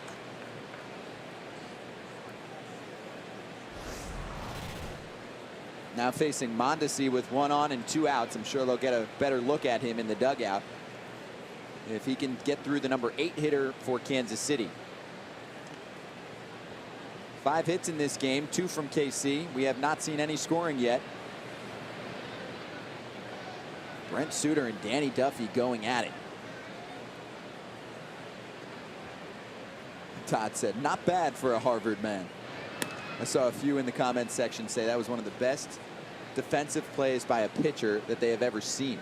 That's a tough play for a lefty because you're going to fall off towards the third base side of the mound, and to regroup, and Alex Gordon runs fairly well. To be able to get that, realize he had to put it back into his glove and fully outstretched dive to get the left leg there. A terrific play.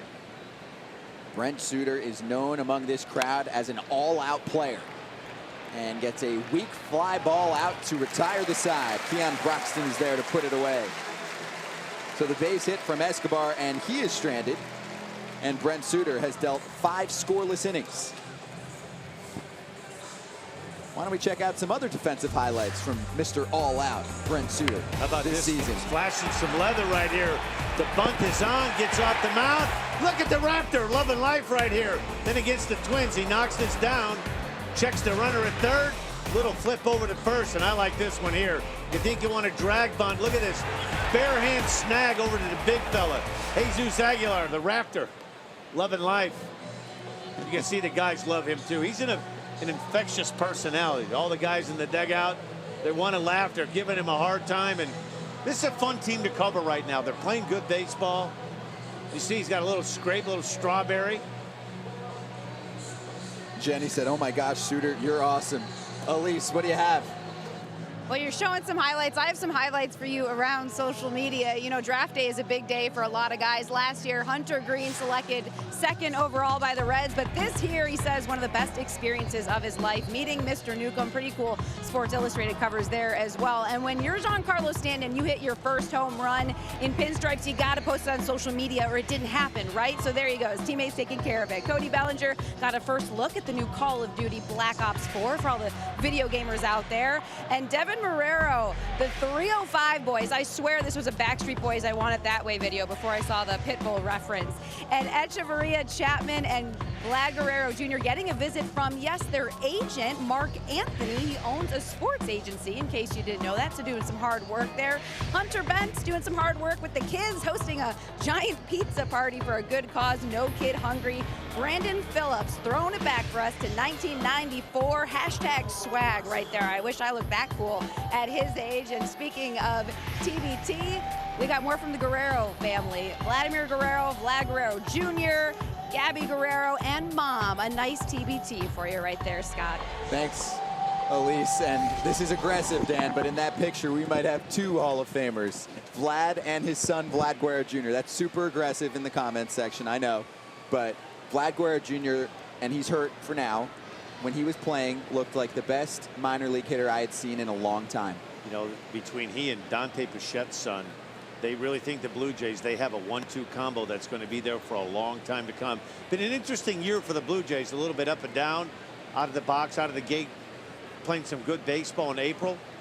Yesterday, starter Jay Happ, there's a lot of word that Jay Happ is going to be dangled. Marco Estrada possibly. Been a disappointing year. So far, it's been the Red Sox and the Yankees, and the rest of the East is kind of gone to bed right now.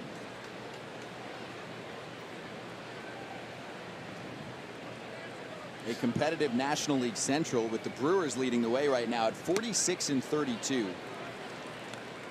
4 games up on St. Louis, 2.5 games better than Chicago. And there's Brent Suter on deck, good to go. Comment section just being dominated right now by Raptor comments. Catherine said he's called the Raptor because of the way that he runs. We'll look for that. Good change up there by Danny. Threw a bad one right before that, came back with a really good one. Is that his second best pitch to the fastball? I think so. You know, usually it says slider, but I feel like that's the only pitch that these guys have hit hard is his slider. So stick with that heater and that changeup. 2-2 fouled away from Arcia. If I was a scout here today, Chris, watching Danny Duffy, I'd come away very impressed. Fastball command, 94, 96. Throwing his breaking ball for strikes. His changeup has been good. If you're looking at a guy that can move around, he's throwing strikes, getting swings and misses. It's been a good start so far for Dan Duffy. Yeah, confidence, mound presence, it's all there. And exactly what he did before on those 2 changeups. Throw a bad one, get right back on there, challenge yourself to throw another one. And that's what the good pitchers do. You challenge yourself and make yourself execute pitches. And I'm sure part of it, too, Sal Perez back behind the plate, spent some time on the DL. And I know pitchers don't ever want to admit to this publicly, but when you have a guy behind the plate like a Sal Perez, he brings a calm, he brings a presence, keeps your mind on your business. Seems like every finger he puts down is the right one. A lot of work for Moustakas this afternoon. Another weakly hit ground ball. And that's the first out here in the bottom of the 5th. Some starting pitcher trade targets. Brewers fans, start licking your chops. Chris Archer, Michael Fulmer, Cole Hamels, Jay Happ, Tyson Ross putting together a really strong season. He actually has the best ERA of this bunch. And I think you can add Dan Duffy to the list. I know Dayton Moore and the Royals publicly are not saying much. They think Dan Duffy is going to be part of their future. I think the last thing you're going to do, if you're thinking about moving a guy or entertaining offers, is, you certainly don't want to put it out there that, yes, we're going to be listening and looking, because then the price seems to go down. But if you're looking to market right now for a quality left-hander, you might be looking at your guy right here. He's young, throwing the ball very well right now, commanding 3 pitches, good fastball. He's been very impressive so far. And I mentioned the return. I mean, you want to focus on the return you can get. So your minor league, the minor league levels need some help as well. So the return you can get for somebody like this would be pretty good. But I'd hate to see him go. The Royals fans love him. Another test for Mike Moustakas. And that's Brent Suter going down, 2 away. And we'll go back to the top of the order for Milwaukee and Jonathan Villar, who does have one of the Milwaukee hits. This is a good time to pitch right now, Chris. You see the shadows starting to creep in between the mound and home plate. It becomes very difficult to pick up the rotation, the spin. So if you're Dan Duffy right now, if you get that curveball over, as a hitter, you're looking out, seeing that bright, and then that ball comes into that shadow area. It's a very difficult time right now. If the sun stays like this for the next half hour or so, to put the ball in play. Yeah, it's pretty crazy to hear some of the best hitters in the world come back like saying they can't see certain pitches. Those shadows kind of play some tricks on you.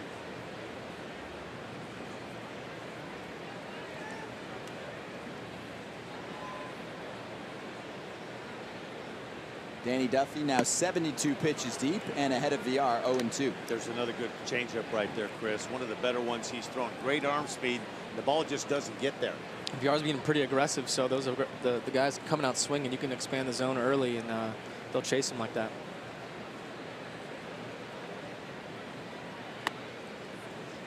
And VR doesn't bite up in the zone. A few fans saying, bring back the Scooter. They miss Scooter Jeanette as we watch this current second baseman for Milwaukee. He's turned out to be a real good player over in Cincinnati. I guess that's the dilemma. You're not going to be right on every transaction that you make. I think if the Brewers had a crystal ball and saw that Scooter Jeanette was going to be able to hit for the power that he's hitting for, a lot of people think it's because of the ballpark that he's playing in Cincinnati. He's just turned himself into a real good offensive player. Then you'd look on the flip side, and you could be disappointed if you're a Brewer fan, and then you have a guy on the other end of the spectrum in Jesus Aguilar that you acquire, a Rule 5 guy that basically is a left-handed bench hitter off the bench, a righty hitting off of lefties, and he's turned out right now to be their best middle part of the order, hitting 3rd or 4th every day for the Brewers. Payoff solidly struck up the middle. It's a 2-out base hit for Jonathan Villar, his 2nd of the day. If you notice, Danny there, nobody on base, kind of slide steps. I've never been a fan of the slide step changeup. Kind of helps speed the hitter up. I think slide step fastball with nobody on, kind of trying to quick pitch, but it allowed, and it was not a very good pitch overall. But just when you start mixing in stuff like that with nobody on base, I feel like you should stay hard on him. But he's done well so far. So what am I talking about? Would you ever tell him something like that when you played with him? Would you make a suggestion like that to Danny? I think so. You need to gauge your relationships with guys. I mean, obviously there's guys who like hearing stuff and not. So I would never say anything to hitter for sure. But yeah, I mean, we're pretty good friends. That's what I'm saying. You got to gauge your relationship and your standing as well, and how you're doing. How are you going to give advice when you're not doing very well? So I don't know. I mean, it's all constructive. So you want to see someone succeed, and you want to succeed as well. So I mean, you got to be a sponge when it comes to your teammates and your coworkers and whatever else. It's just you got to be a sponge. You see Dan Duffy patting his chest. That one was stolen on Dan Duffy. Didn't give Sal Perez much of a chance to throw him out. You're getting back what you're talking about, Chris. I think the way you approach somebody. If you walk up to a guy and say, hey, what's your thought process on the slide step first pitch changeup? Why do you do it? And instead of walking up after a guy gives up a base hit to tie a game. Drawn with some distance, but not enough to deep center. Best center fielder in the game. Alcides Escobar, the newest center fielder in the game, retires the side as Danny Duffy strands Jonathan Villar, who stole second base, and our Danny, Dan Plesac, is going to head to the comment section. Here's the plan. Your fingers ready to type, Dan?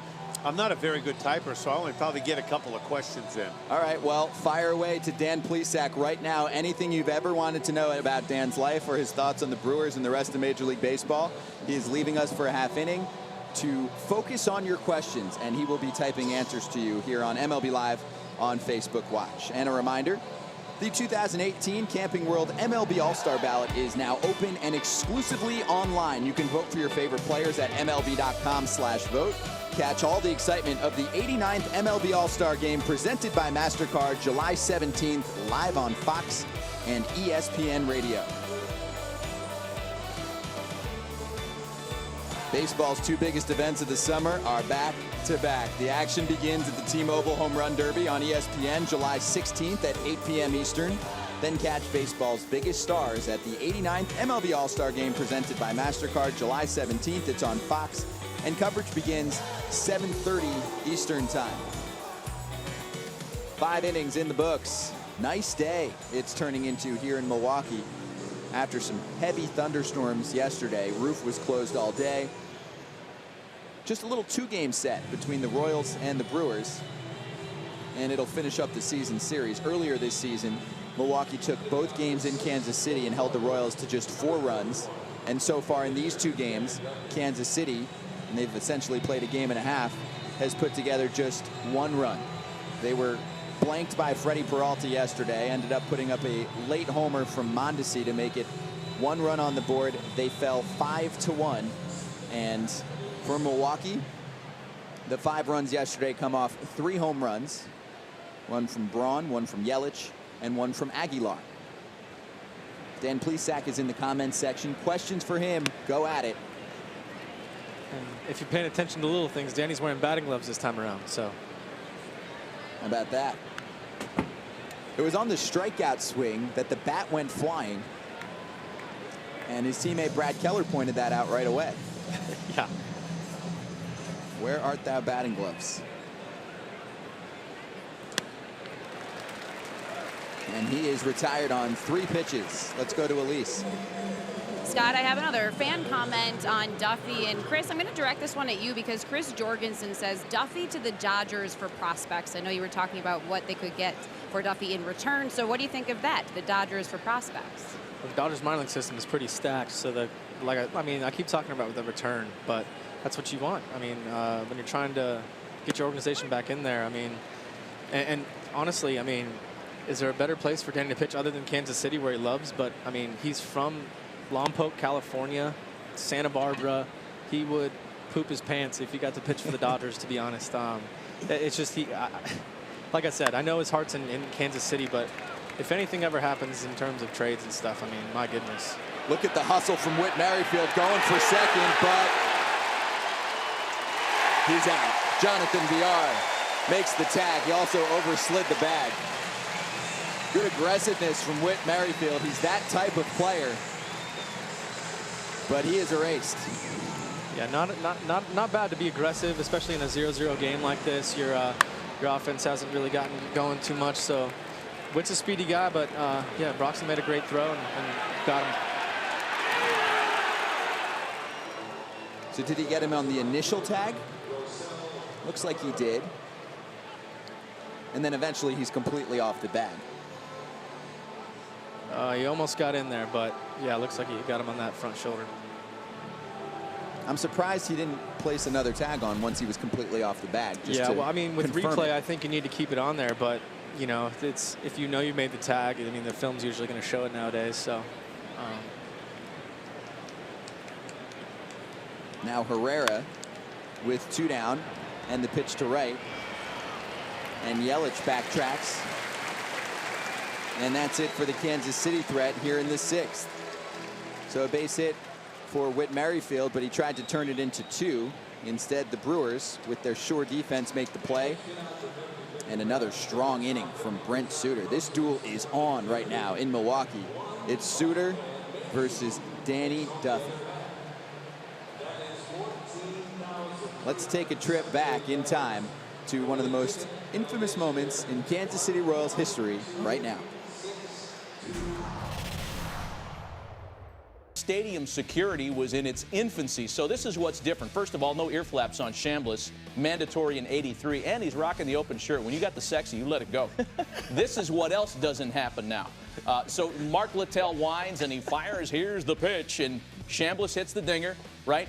It gets over the fence. At the same time this ball goes out, you got New York's finest looking more like the recruits from Police Academy. Steve Guttenberg, Michael Winslow's making funny noises in there somewhere. And the fans are already making a break. They're just a half step behind the cops. So Chambliss here gets distracted. He's looking all around. What's he distracted by? This. Oh, my goodness. A UK soccer game has broken out. Utter bedlam. Now it's officially on. This guy has bad intentions. Some guys want, to congratulate him. Some guys want a souvenir. Now he's got to run the celebrity gauntlet. MTV 90s creation Pauly Shore, Zach Galifianakis from The Hangover. And now he's just moving bodies. He needs help. Tens of thousands of people on the field. No one helping him out except for 166-pound second baseman Willie Randolph, who's throwing lead blocks, taking people down. Chambliss is getting closer to the prize. Now, you guys remember the trombone player at the end of the end zone in the famous Cal-Stanford game? Dude there just wore it. We got to rack that back because he got smoked. And then watch, Mr. Green Jeans, he causes a 6-car collision right there because everybody goes into him. And Chambliss tries to get into the clubhouse. He didn't care about touching home plate at all. He wanted to get out of there. That is an absolute classic. Can you imagine if something like that happened today? It's like a mix of college basketball with football towards the end. He was running people over. You'll never see that again. Oh, you think the game's changed since then? Oh, a little bit. Has security these days when you were playing. A little tighter. A little bit, yeah. Jeez. You do still see it in college football and college basketball. Fans are able to storm the court or the field in certain conferences. Kids these days, We still let the kids get away with it, but you would never see that on a big league field anymore. No way. That was fun. It's Yelich, Aguilar, and Perez. 3, 4, and 5 for Milwaukee. They're looking for their first run of the day, and Yelich to left field. Alex Gordon has it in a smash into the wall. Unfazed for the first out. Gordo's been consistently one of the best in game defensively. The guy in batting practice will run down every ball. There's no wonder why he's as good as he is. And he always plays it up too. When he hits the wall like that, he always kind of sits for a couple seconds to let the ladies, feel it. He's a showman. He's quiet, but he's a showman. Yeah. He's got the beard waggle going there too. It's long right now. Great play by Gordo as usual. What an exceptional defensive day for both sides. Yeah, a rare hard hit ball off Duffy today. Gordo hooking him up with a great play. Playing around with his shoulder a little bit, kept touching it and stretching it out. So we'll keep an eye on Alex Gordon, crashing face first into the wall. And now Aguilar. And Dan Plesac is back from the comments section. Hello, Dan. Back. Quick inning. Boy, Brett Suri, talk about a guy working at rapido pace. Barely answered a couple of questions on Facebook, and I'm back to work again. It's good to have you. Man, where's he at? Can we take him with me throughout the Facebook games? Boy, this pace of this is like a throwback. This is good. Pitchers throwing strikes. Yeah, what are you throwing here? 2-0 to Aguilar right here. Hey. Aguilar with a towering shot to left field, and it's gone! Jesus Aguilar muscles up, and the Brewers take a 1-0 lead. There he is right now, Jesus Aguilar, rounding third base. Big part of the order here for the Brewers. Vote early, vote often. If you're a fan of the Brewers, this guy deserves to be in D.C. A tremendous first half of the year for the guy they call Zeus around here.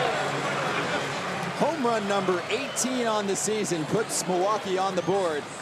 Well, Chris, what did he throw? He answered my question. It was a hanging slider. Like I said, that seems to be the pitch that they're getting to the most today. Any of the balls that have been hit hard, even though it's 2-0. a guy like that who can kind of let the ball get deep and go the other way. If you're off speed and in the zone to him, it's going to be homer time, as you just saw. 18 home runs on the year for Jesus Aguilar. And that is clocked to left field. Off the bat of Perez, and Gordon tracks it down. Boy, Danny Duffy was sailing through the first 5 innings. A bullet from Christian Yelich. That Alex Gordon runs down in a face shuttle right in, and then the bomb from Aguilar and Hernan Perez with a bullet right here. Almost 2 times in 1 inning for Alex Gordon. Able to gather himself just before that wall. Some hard contact off Dan Duffy, who was so good through 5. A little bit of difficulty here through the 6th. Gordon caught that ball in the heel of his glove. We're seeing trends that Danny Duffy has displayed all season continue this afternoon. 3rd time around against the batting order. They have a .287 average against him with an .829 on base plus slugging percentage. Much worse than his first 2 times against the order.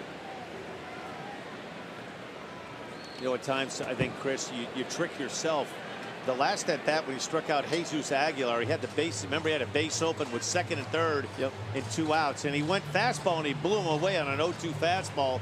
Tried to trick him with a 2-0 breaking ball, which might have been the right pitch, but Aguilar looked like he was almost looking for that pitch. Yeah, 2nd and 3rd time through the lineups, you got execution becomes so much more important. I mean, the first 1.5 times through the lineup, he was able to just cheese him up in the zone. Guys are hacking and stuff. So 3rd time around, they're obviously making some adjustments. I know they're still swinging early for these even the couple outs this inning, but you got to just sit back, take a breath when you're on the mound, and don't rush, because that's when you're going to start leaving everything up and over the plate. Your arm starts dragging because you want to jump out and create things. So you just got to.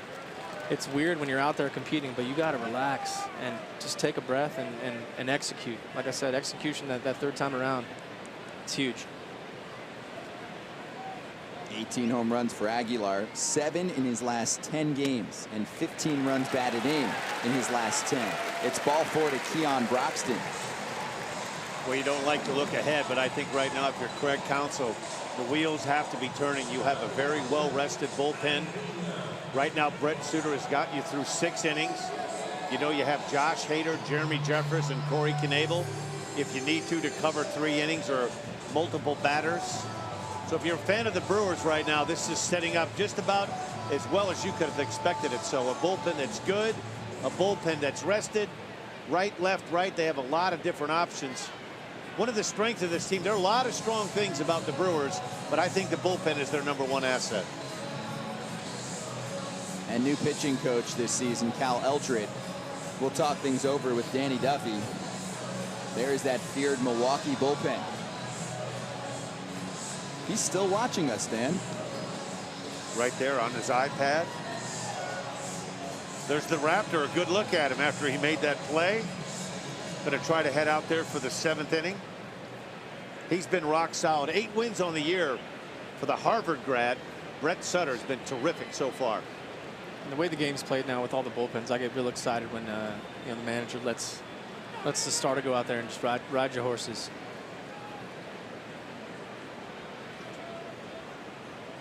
Alex said, here comes the hit and run.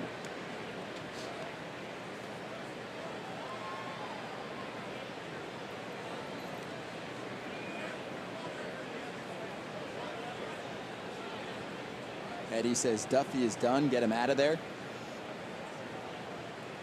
0-1 to Pena is downstairs. Eddie, I'm assuming, is a Royals fan. Maybe he's seen this movie a few times, Scott.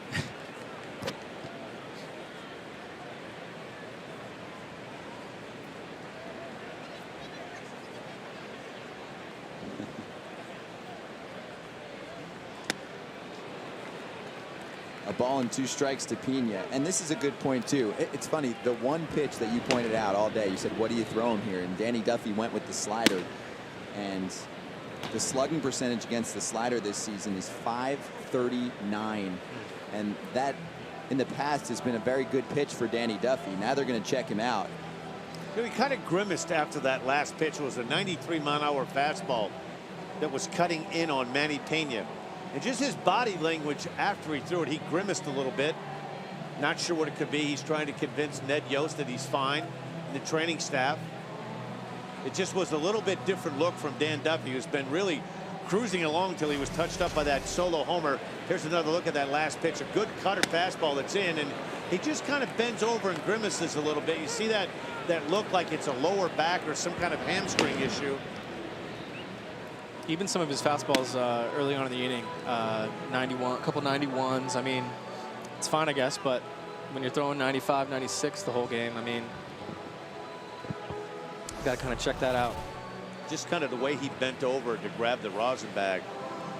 Yeah, no, kind of appeared there was something lower back or a little bit of stress, or maybe it's too, to speculate on what it could be. It just was a little bit different from the norm. This is pitch number 95 coming from Dan Duffy. And right into Mike Moustakas' glove. And he's walking gingerly off the mound, too. After this line drive was caught, it's not the same Dan Duffy. I'd be surprised if we see him out in the 7th. He gave this team 6 solid innings, just the Aguilar home run. And the Brewers lead it 1-0 after 6 here at Miller Park. What a day it's been. MLB Live on Facebook Watch. Scott Braun, Chris Medlin, Dan Plesac. Chris, you're up. Time to go to the comments section. Oh, man. Yeah, we'll see you in a minute. I'm sure it'll be a quick one. You won't be long with Brett Suter on the mound. That's what I'm saying. We'll see you back in about about a minute and 40 seconds. I was going to say an hour. Come on, Scott. What am I doing? That's how long this game is taking. How about the Raptor today? He's been as advertised. We had a chance to talk before the game with Greg Counsell, and he said one of the things that he felt was an advantage, first time a team seeing Brett Suter, how quickly he works, and that's been the case. And he'll continue to work. The last 2 starts for Brent Suter have been 7 innings apiece. So the Royals are on the road, but they return home on Monday, July 2nd. They'll host the Indians and then the Red Sox. Visit Royals.com today to secure your chance for some tickets to see Moustakas, Merrifield, and Perez in action at Kauffman Stadium. The Brewers are going to return home on Monday, July 2nd. They're going to Cincinnati for a 4-game set this weekend. Then they'll begin a 7-game homestand against the Twins and the Braves. So come out to Miller Park. You'll see Aguilar and Yelich in action here in Milwaukee. Get your tickets now at Brewers.com. It's 1-0 Milwaukee after 6 innings. No Eric Thames in the lineup today, but there's a lot to like about him, Elise. There sure is, and that includes his facial hair. Yes, when Eric Thames came to this team, that was the first thing you noticed. A couple of weeks ago, he shaved it, and you're looking at the evolution of this facial hair over the years, so I talked to him about that. And let me tell you, this is a science to Thames. He really takes it seriously. He says when it grows really long, he has to make a lot of sacrifices. Like sometimes he'll zip it in his shirt, or when he swings, it'll get caught in his arm. So he thought it was time for a change. It was kind of bothering him a little bit. And there you go, fresh-faced Eric Thames. He said the next step, he may grow it long again, braid it, and dye the tip. I don't know. I just report it, guys. I don't style them. What do you think, Dan? Braid it and dye the tip. Well, you might as well do it while you can, because sooner or later that's going to be white and it's going to be gray, right? So you might as well let it eat when it can eat. Take advantage. I don't know about the dye on the tip. Maybe just grow it out. Mike Moustakas, first pitch goes after it, deep right field. Herrera gives it a look, and that ball is gone. A counterpunch from Kansas City after the Aguilar homer. Mike Moustakas goes long for the 15th time this season. He muscles up, and the Royals even it up at 1. Well, listen, Brett Suter's been really good. That's the second hit of the afternoon for Mike Moustakas, called the Park Ranger. The Moose is loose. We've seen very soft contact for the most part going through 6 full innings. Moustakas right here gets a breaking ball that's intended to be down and away. It stays up in that inner third, right into that sweet zone, and Moustakas doesn't miss it. Just like that, we're tied at 1. And now Salvador Perez looking for his first hit of the day. He is 0 for 2. He has punched out twice.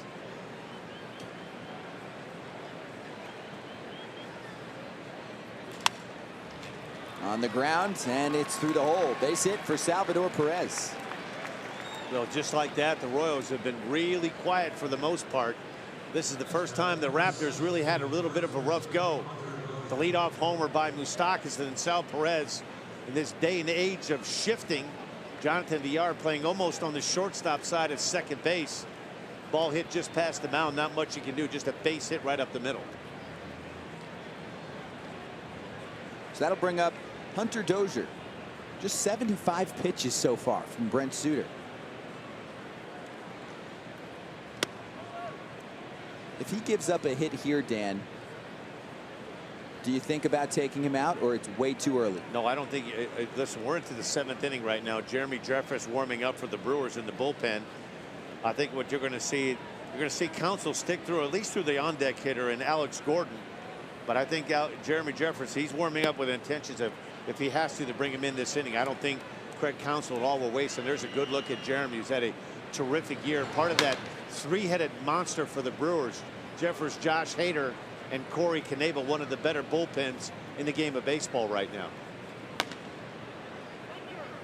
2-0 to Dozier. And he watches ball 3. So the Moustakas home run to lead off the top of the 7th. And then Perez with a base hit. That home run given up by Suter, the 14th long ball he's allowed this year. That's been the bugaboo for him. He does catch the corner of the strike zone. It's 3-1. You know, it'll be interesting, Scott, to see what the Royals do if they're able to somehow Dozier gets on with first and second. What they'll do with Alex Gordon, lefty on left, to see if Ned Yost may try to get a bunt down, or, you know, we're in that day and age right now where teams don't like to sacrifice and give outs away. And ball 4 to Hunter Dozier. So the first 3 Royals successful against Brent Suter. And here comes pitching coach Derek Johnson. I think this is twofold. This is to give some time to Jeremy Jeffress with the on-deck hitter Alcides Escobar. This is probably the last hitter that Brent Suter is going to face this afternoon. It'd be interesting to see what Ned Yost, what they decide to do. It's been kind of a down year for Alex Gordon, 254 on the year.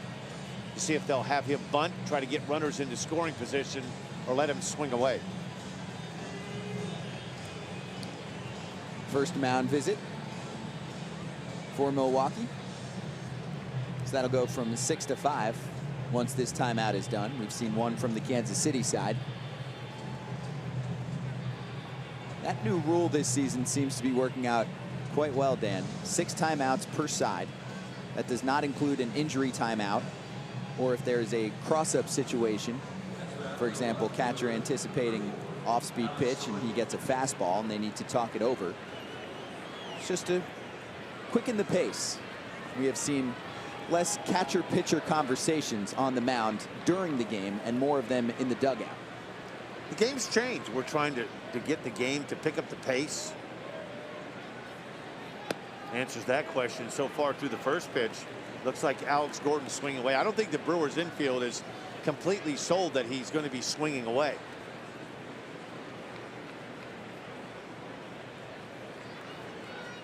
Hernan Perez playing quite a bit off the line there at third base. Gordon to center, and that will fall for a base hit. Everybody moves station to station. And the bases are full of Royals. Nobody down in the top of the 7th.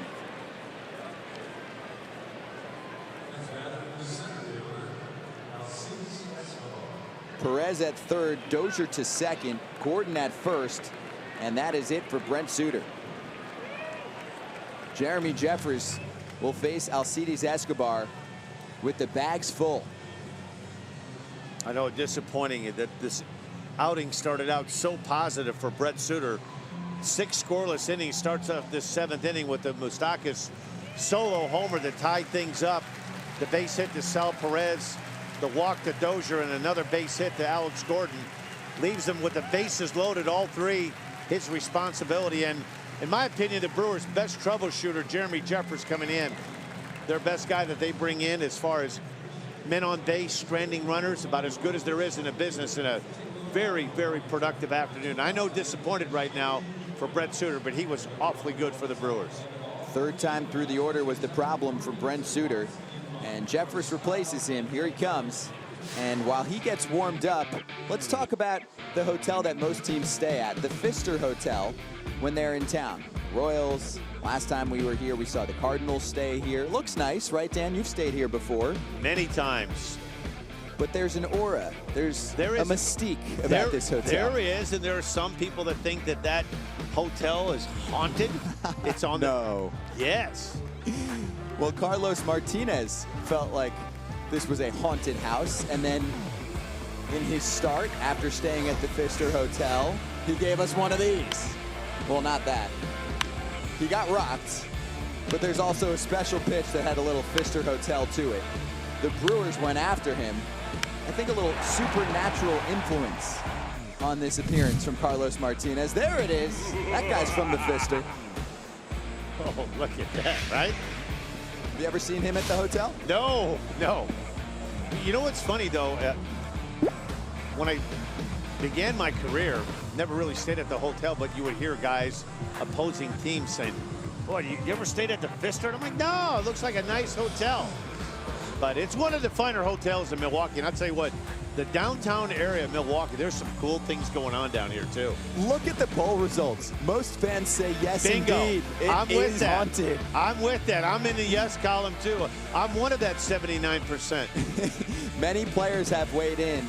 I bet you many players answered this Facebook poll question because that's where you hear it from. Players that visit say, that place is haunted. 79%. Yeah, right. I'll tell you what, I was part of that. I've had several discussions in the bullpen when I was with the Diamondbacks and the Phillies where players were like, I don't know, there was some eerie stuff going on in my room.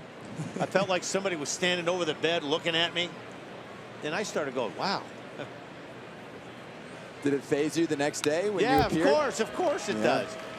It's almost like when you're pitching, you're out in the mound warming up and some guy said, hey, do you always stand with your, you always stand like that on the mound? Is your foot always there? And then you start looking down thinking, yeah, why? Then you start doubting why you stand where you stand on the mound. It's like you're playing golf with somebody. Hey, do you always hold the club like that? And you're like, yeah. Then you start thinking, wow, is that different or unique? Psych out your opponent. Jeremy Jeffers against Alcides Escobar. He replaces Brent Suter. This is the toughest test in baseball. Enter a game with the bases full and nobody out. Increased velocity, too, from Jeremy Jeffers this year. Somewhere at times between 97. I saw him last week touch 100 miles an hour in Pittsburgh. His best out pitch, though, is the split changeup. It's anywhere between 89 and 91 miles an hour. And Alcides Escobar might see one of those here. It kind of just does that straight nosedive down in. It'll be down and into a right-handed hitter, and it is a nasty pitch. 0-2. Cue shot foul, and Jeremy Jeffers has dealt with 26 inherited runners this season. 7 of them have scored. That is a 27% clip. Well, he has found a home. Was traded a couple of years ago to the Texas Rangers. Didn't pitch all that well from the Rangers. For whatever reason, when he puts on that Brewer uniform, he is a comfortable guy and a very, very productive guy. I call him a troubleshooter. Bring him in a spot like this, bases loaded, nobody out. 0-2, and Escobar stays alive. That's the split change right there. A little bit too hard, 90 miles an hour. That one didn't have that down and in effect. It almost looks like a slider from a left-hander. It'll come down and into a righty. Pretty good spot to be in right now in a no ball, 2-strike count. He could, if he wanted to, run that 4-seam fastball up in the zone or go back down with that hard split change. 0-2, he goes hard, but Escobar doesn't go for it. Sean says 0 runs for the Royals this inning. We'll see. Brandon said Counsell keeping pitchers in too long. Do you think that was too long to keep Brent Suter in the game? No, I don't. Listen, he tried to stay with him with Alex Gordon. Chop shot. It goes to Jeffers. Home for the force out. And one away. You know, that play isn't as easy as it looks. You're anticipating after you throw the ball that it's going to be hit hard back at you. And he does a good job of not panicking. In spring training, you go through this a lot of mornings. PFP, pitcher's fielding practice, does a good job. But what makes that a difficult play is that mound is sloped. You start getting towards the back of that mound where the rosin bag is, it's a slight, it is a quick drop off, and that's a very easy play that if you go back on that ball too soon, you'll stumble and fall backwards. Everyone else moves up. Terrific play there by Jeffers, not only to make the play, but to gather himself and make a good, strong chest-high throw to Manny Pena. Dozier's at third, Gordon to second. Escobar reaches on the fielder's choice. And Craig Counsell wants to talk things over. A double switch as he chats with home plate umpire Greg Gibson.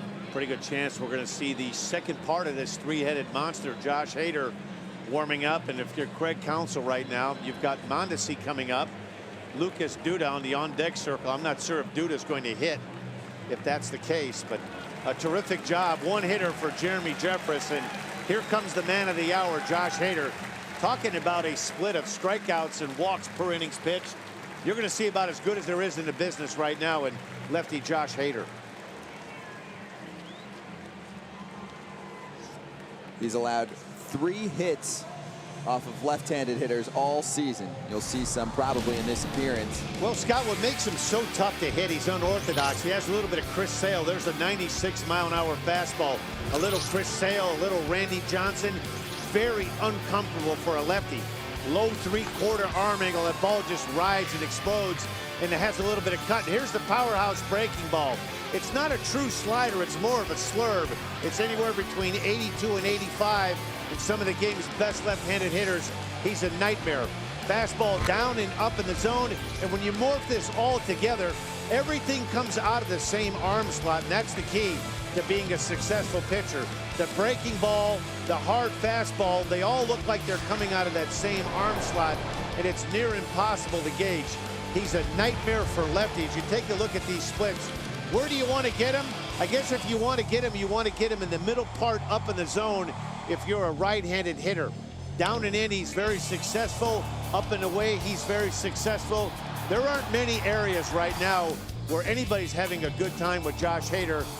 You can make a case. He and Aroldis Chapman are the best 2 left-handers by a long shot in Major League Baseball coming out of the bullpen. The Pirates have a very good one, too, in Velasquez, but Josh Hader right now, he's as good as it gets. And some defensive changes in the double switch. Eric Thames is going to be placed into the 9-hole and will play right field. Christian Yelich moves to center. So there's Thames. And Yelich played center field very well yesterday. He made a spectacular, somewhat over-the-shoulder catch in the top of the 8th yesterday. Yelich filling in for Lorenzo Cain, who's on the disabled list. Here's Adalberto Mondesi. Switch hitter, first pitch to left field. And it's off the wall. Mondesi connects off Hader, and that will score 2. And Kansas City grabs a 3-1 lead. Well, I was just going to say, I think one of the knocks on Josh Hader, over the last week to 10 days, he's become very one-sided. And that one-sided means the ball in to right-handers, and that was a terrific job by Mondesi. We've seen this the first couple of months of the season where this fastball jams it. He's almost looking for that ball down and in. Does a great job of keeping his hands in. Unfortunately for the Brewers, this one stays into the ballpark. First pitch fastball with a little bit of cut action on it. And a big, big base hit right there to drive in 2 runs. Dozier and Gordon score. Escobar moves to third. And Mondesi has been the big man in the series for the Royals. You know, you go back last week in a game in Pittsburgh, it was kind of the same thing. Jody Mercer took a fastball that was on the inner third, pretty much just like that pitch to Mondesi, and was able to hit it between the bag and third base. So Josh Hader's going to have to do a little bit better job with righties moving the ball around the strike zone. Pinch hitter Lucas Duda, and Hader blows a fastball by him. Mondesi yesterday recorded 2 hits, only 3 total for Kansas City in yesterday's game. And one of those hits was a home run in the 8th. And an open second base. Mondesi's all over it. little bit of a delayed steal there. A good job, though, by the Brewers not to take that bait. You have a situation right now with Lucas Duda. He's going to have a difficult time putting the ball in play off of Josh Hader. Duda just came off the disabled list this past weekend, was dealing with plantar fasciitis in his foot.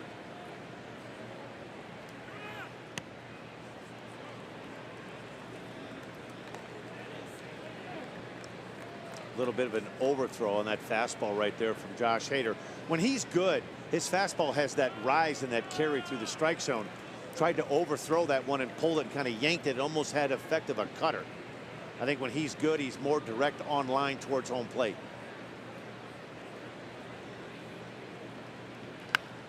One-two lofted to center. Yelich moving over towards left and tagging his Escobar to score easily. And the Royals add another. It's 4-1 Kansas City. Sacrifice fly successful for Lucas Duda. And a terrific at bat from Lucas Duda. Not easy thing to do when you fall behind 0-2 to a guy that's striking out nearly 17 per 9 innings pitched. Some really good at bats by the Royals. Have had a difficult time in the last week to 10 days putting anything together. This is a really good at bat by Lucas Duda. Breaking ball wasn't a particularly good one. You see he's out in front, does a good job of trying to get this ball up into the air, and that's just exactly what he does. And another run home. Boy, the Royals being shut down through 6. A big 4 spot here in the top of the 7th. And now we go to Whit Merrifield, top of the order. His one hit came in his previous at-bat back in the 6th. It was a single. He tried to turn it into a double. And nice play, nice throw by Keon Broxton in center field. Broxton now out of the game. Yelich in center. We'll see Thames and his bat in the 9 spot.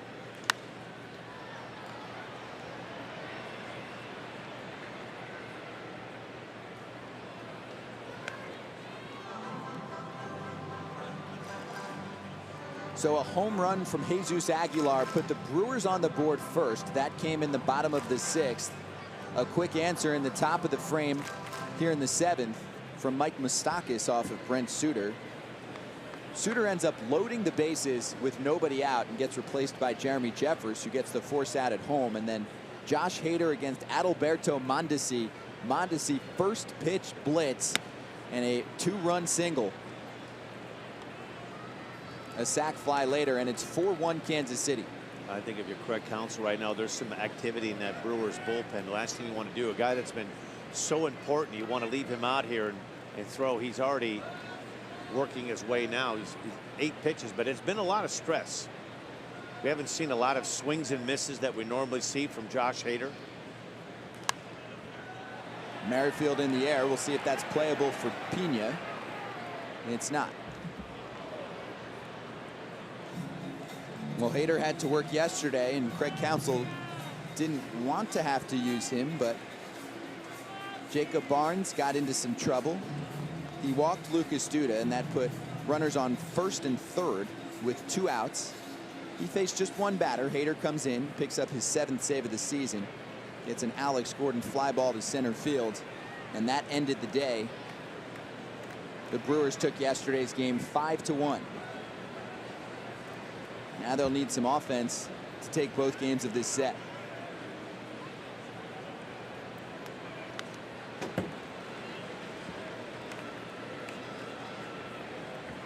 We have action in the sky, Dan.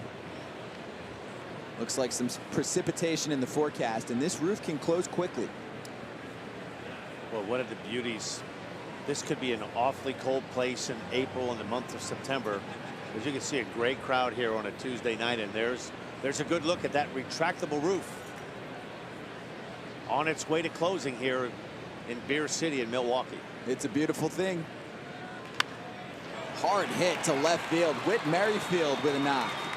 And that will bring in another run for Kansas City. Scoring is Mondesi.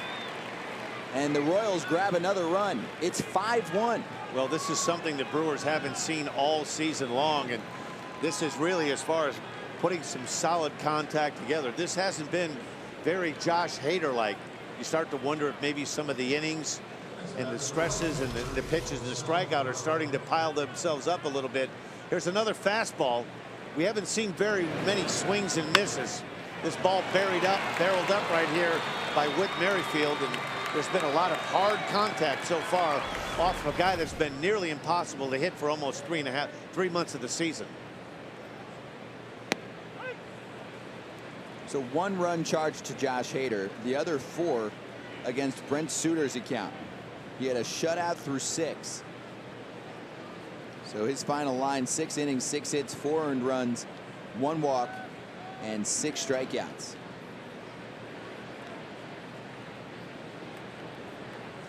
And I'm sure if you're Josh Hader, this has been something he really hasn't experienced very often in his big league career.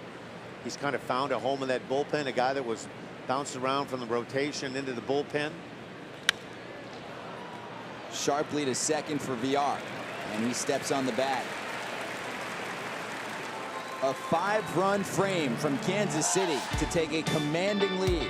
Mike Moustakas starts off the scoring off Brent Suter, and Kansas City has put up 4 runs or more in a game for the first time since June 4th. It's been a long time. This is the 4th game that they're playing against Milwaukee. In the first 3 games combined, they put up 5 runs. They do that in this inning alone. So the Royals with the lead. And MLB Live on Facebook Watch continues.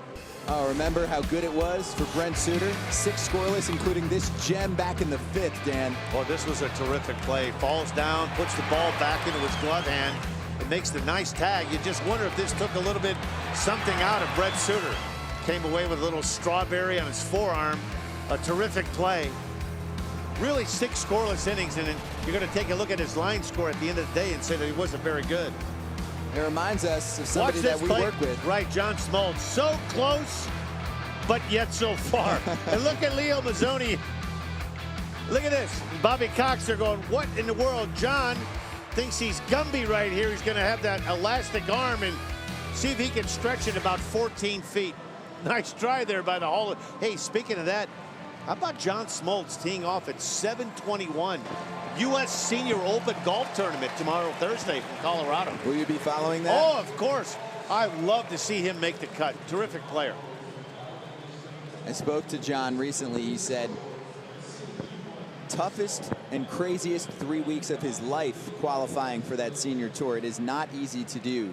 Do you golf? Welcome back, Chris Medlin. Thank you so much. I answered 1 question on Facebook. No. All this action started, everybody got distracted. I had so many answers for everybody, and it just nothing. I do golf, yes. I do, yeah. But not as well as John Smoltz. Not many can. He's a pro. Roof's still going. Maybe that'll change the fate for the Brewers offense.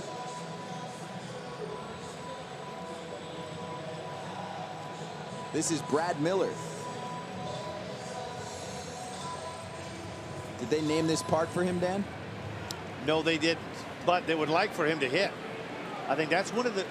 You look at the Brewers right now. A lot of people are linking the Brewers to trying to acquire a pitcher. I think they're looking for a bat too. You look at the shortstop situation. Orlando Arcia, great glove, hitting under 200, 198 going into play today. I think 1 or 2 angles the Brewers are going to be aggressive. Either try to find a bat or a starting pitcher. One or the other. In a perfect world, they'd like to do both. They want to see if Brad Miller, listen, just make the plays at short. But this is a guy that hit over 20 homers not that long ago. Yeah, 30 home run season a couple seasons ago with Tampa Bay.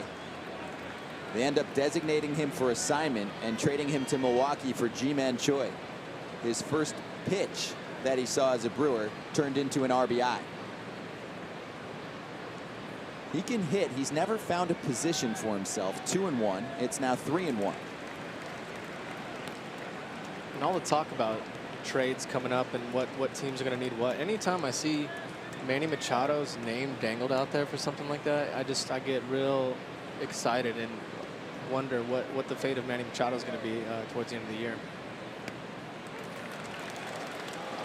Strike. Ooh.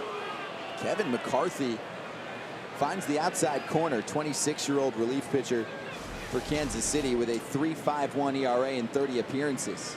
Yeah, he's a good sinker. His velo looks like it's down a little bit, but it did catch the zone. It's not a hit your spot zone. It's a strike zone, so we count it. He pitched on Monday with a scoreless inning and starts this appearance off with a strikeout. I think with Ingers, Brad Miller, that 3-1 pitch was out of the strike zone. I get it. The K-box said it just caught a part of the strike zone, but the presentation on the 3-1 pitch, even when it's backhanded by Sal Perez, the catcher sitting up on the inner half and the ball's about 2 inches off the plate, I think that's why Brad Miller's a little angry. Yeah, it was not a good frame job. Well, I mean, it's a power sink. I mean, as a catcher, you're just trying not to break your thumb on that one, but that's not taken away from that last pitch that he punched him out with, that 92 front door sinker. It's one of my favorite pitches to watch, one of my favorite pitches to throw when I was playing. It's such a great pitch to throw. First at bat of the day for Eric Thames.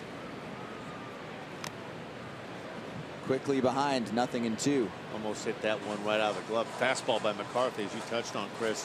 Late life, good sink. So far, so good. Yeah, that one was top of the zone, didn't sink much, but it's heavy ball. I still don't even know what that means, heavy ball, but he's got one.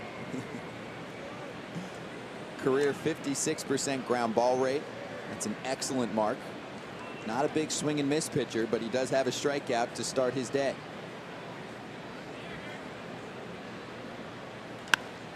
Thames, chip shot, left field, Gordon. That's an easy one for him compared to the previous few. Some areas of need for the Milwaukee Brewers. So they're 7th in the National League in ERA, the starters, 12th in innings. Not a lot of swing and miss from their starters, and that plays up, or plays down, I should say, in the playoffs. And then shortstop, last in average, extra base hits, not much in the RBI category, and last in on-base plus slugging percentage. So those are at least 2 spots for them to explore, a starting pitcher and a shortstop. Well, Scott, the way you look at it, you can either add and try to hold teams down or add and try to just beat teams up. And I think it's going to be one or the other for the Brewers. I don't think they're in a position where they can go out and acquire a bat and or that pitcher to go along with it. So Manny Machado would fit this team like a glove, but I'm sure that the Phillies are going to be in on that. The Braves may be in on that. There are going to be several teams. Manny Machado, to me, is the one game changer. He's kind of the Justin Verlander version of an everyday player that could take a good team and turn it into a great team. Whit Merrifield retires, Jonathan VR, and the Milwaukee Brewers go down in order here in the bottom of the 7th inning. So we'll go top 8, and Kansas City putting on an offensive display in the previous inning. A 5-run rally for a team that is last in the major leagues in runs. And you know that Ned Yost is going to use his best relievers. Willie Peralta has been one of their better relievers this year. And he saved a game on Monday. You should see him again in the 9th. So let's say hello. Hello, everyone. Scott Braun and Chris Medlin and Dan Plesac. And it is time to play our weekly game. It's called Like It or Leave It. A Facebook thumbs up if we like it. Otherwise, if we don't like the answer, we go down. So let's start. It's a very simple yes or no, and it starts with the paranormal. Ghosts exist and are to be feared. Wow, really coming at us with that first question based off the Pfister Hotel. I'm going thumbs up. I've had too many discussions with relievers. I know baseball players are nuts, but I'm starting to believe in them. Maybe a few more stops at the Pfister Hotel. We only stayed there one time. We're not there this time. Eric Thames and that beard needs to make a comeback. These are tough questions. I kind of like the new shaven look. He looks about 10 years younger. He looks like he's 24 years old, ready to go ahead and knock the ball out of the ballpark. Yeah, Eric, rock the clean-shaven look, at least for a little bit. What's next? Ned Yost will be the manager when Kansas City contends again. What do you think, Chris? I'm gonna go up. Why not? Why not? I think as long as he wants to manage, he's done some incredible things. He's a very patient guy. He's seen this rebuild once, and I don't know why give him a chance to rebuild it a second time. And last but not least, we have the Milwaukee Brewers an ace away from being World Series contenders. I like to do a 2 thumbs up if we can. Yeah, this is 2 I agree. thumbs up. So who? Oh, man. I've always been a fan of Chris Archer. I really have been. Just his stuff alone, presence, everything. I think he'd be awesome, but Do the Rays want to do that? I don't know. Jacob deGrom. If you want the best, go get the best. He's the guy. You said that earlier. Will yeah. he be available, Dan? Everyone's available, Scott. No. You just have to have the right package. That's all. Let's start the 8th inning. Adrian Hauser, 25-year-old, 6'4" in his second season with Milwaukee. We saw him 4 days ago on the 23rd of June. First pitch from Moustakas to right. And a nice play by Thames. Looks like he lost that one in the lights. You see him looking in. With that roof being closed, the lights coming more into play. This ball was hit right on the screws, and Thames, who's been more accustomed to playing some first base, does a pretty good job corralling this one right here. You can see by the look of it, he's not sure. He has a pretty good beat on it. Then he kind of lost it and overran it. You see him looking at the light standard right there. My memories of shagging here. I am just a pitcher, but I always did lose it in the lights here. It just kind of crosses him a little bit differently. First pitch swinging Salvador Perez. One more look at the lights. See if you can find it. Well, right here you see he tracks his ball pretty well. Then he takes a look up there and looks over to center field to Christian Yelich and says, wow, almost lost that one.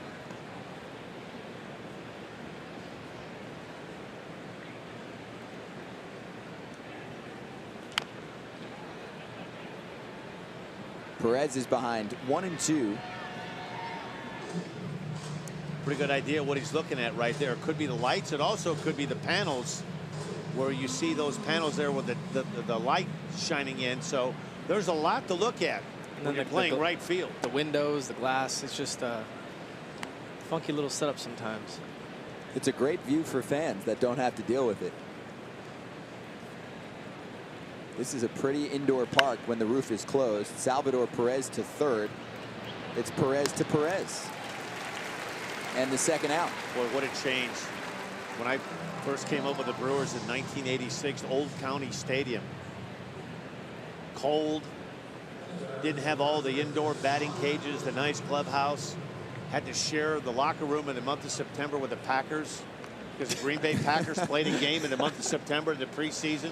So you'd have to pack up your gear when you went on the road. You come back and Don Makowski or Brett Favre would have been using your locker.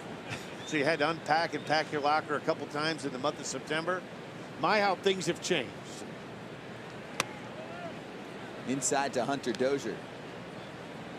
Is that something the A's have to deal with right now? They might have to deal with that. You know what would have made it bad, Chris? You'd get into the month of September and you'd have you'd have more shirts than you needed, more shoes, running shoes, turf shoes, cleats, and it wasn't just one small box. It seemed like you needed 2 boxes to clean out your locker.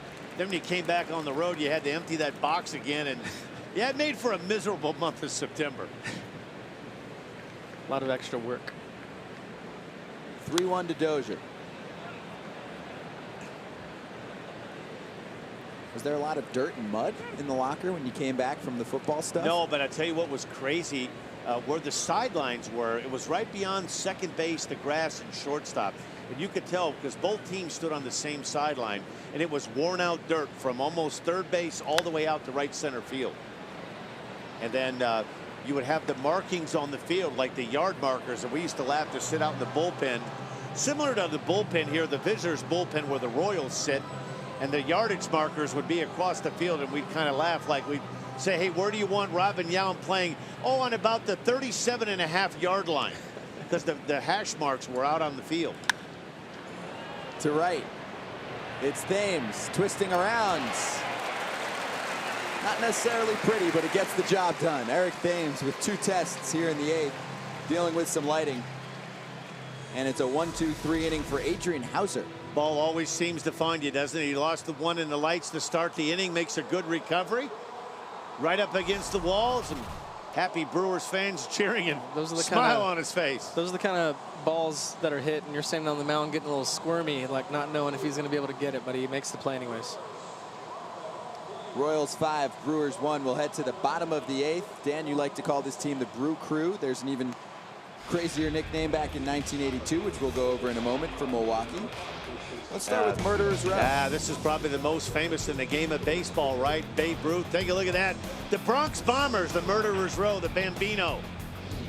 How about the Miracle Mets, the 69 Mets, right? Tom Seaver, Tom Terrific, blowing away the Baltimore Orioles. Tommy Agee. Look at this. Winner, winner, chicken dinner. The Amazons win it all. How about those swinging A's? Matt Vasgersian right now, hooping and howling. Mr. October, Reggie Jackson. A lot of people remember Reggie from the Yankee days, the Big Red Machine. Pete Rose, Joe Morgan, Dan Dreesen, Tony Perez, the Hall of Famer, right? Johnny Bench. Go get it, Johnny. And how about We Are Family, the Pirates, right? The Buccos. They had the hats with the stars and the stripes on them. We Are Family, Willie Stargell. And right here, there he is, Robin Yount, Harvey's Wallbanger. Right? Look at this. George Bamberger, Harvey Keene, Harvey's Wallbangers. Boy, that 82 Brewer team, could they mash. Lost in the 7th game to the Cardinals in the World Series. Willie McGee had a big World Series for the Cardinals. Joaquin Andujar had a big series. 82, a magical year here in Milwaukee. Harvey's Wallbangers, Harvey Keene, terrific player and a great manager here too. And speaking of Hall of Famer, there he is, number 19, Robin Yount.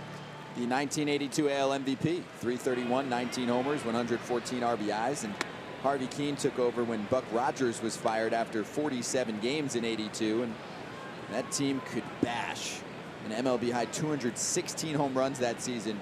Second best team in that category was at 186. They put on a power display in 82. Ryan Braun up the middle, and that'll turn into a base hit. Infield single for Ryan Braun off the weak end of the bat. Frustrating as a pitcher. You eat a dude alive. Hands are still in the box. Knock. For a guy that had some issues with a thumb, Chris, I'm sure that's not going to make that thumb feel any better. He's probably feeling something. Yeah, the cryotherapy for Ryan Braun. He missed Tuesday through Friday of last week.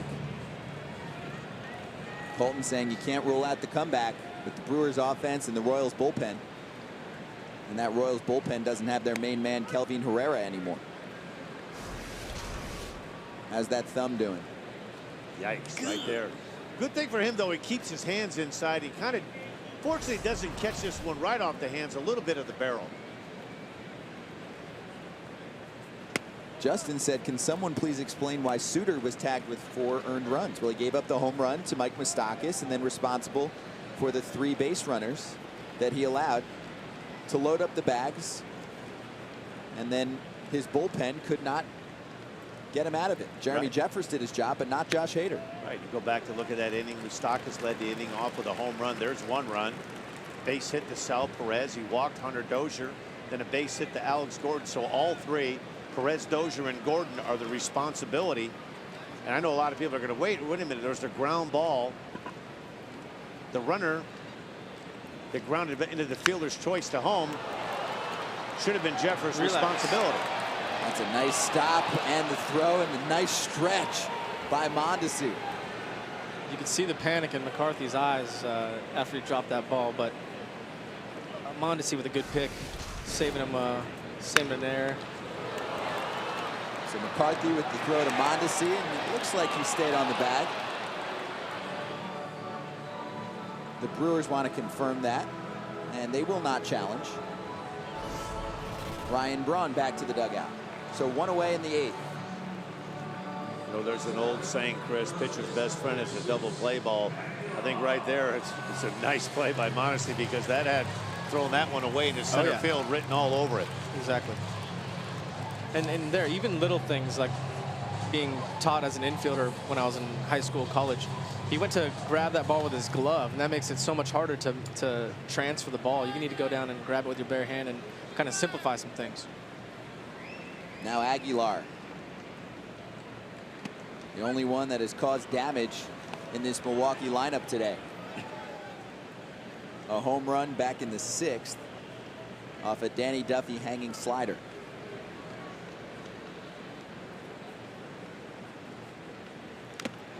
Seven home runs in his last 10 games. Elise, give us more on Jesus Aguilar. Yeah, besides the fact that he's seeing the baseball like a beach ball these days, he was telling me about his approach at the plate and how he rarely and doesn't like to swing at the first pitch. After that, he really likes to take about 5 or 6 pitches to get a good look. But more than that, he wants to be selective but aggressive. So you're going to see him swing at strikes. He likes to attack, doesn't like it in on his hands, but more down the middle of the plate and outside. So we'll see what he does here. Great scouting report. He's one of the best 2-strike hitters in baseball, unfazed with 2 strikes. Not a real good play there by the ball boy, number 99, Brew Crew down the line. Got to be a little bit better than that team in first place right now. I know Brian Kenny on MLB Now yesterday wanted to kill the air. That play has to be made right there. If I'm a pitcher right now, I need that play. Chris, we need that out. I think so. You can see him tying him up inside. At least just mentioned him not liking it inside right there. That second pitch that he swung at when it was 0-1.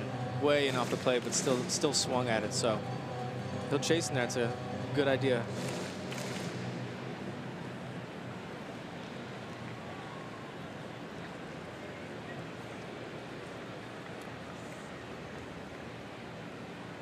Right-hander Kevin McCarthy out of Rockville Center, New York. Went to Marist College, a 16th round selection by Kansas City in 2013. Made his MLB debut in September of 16.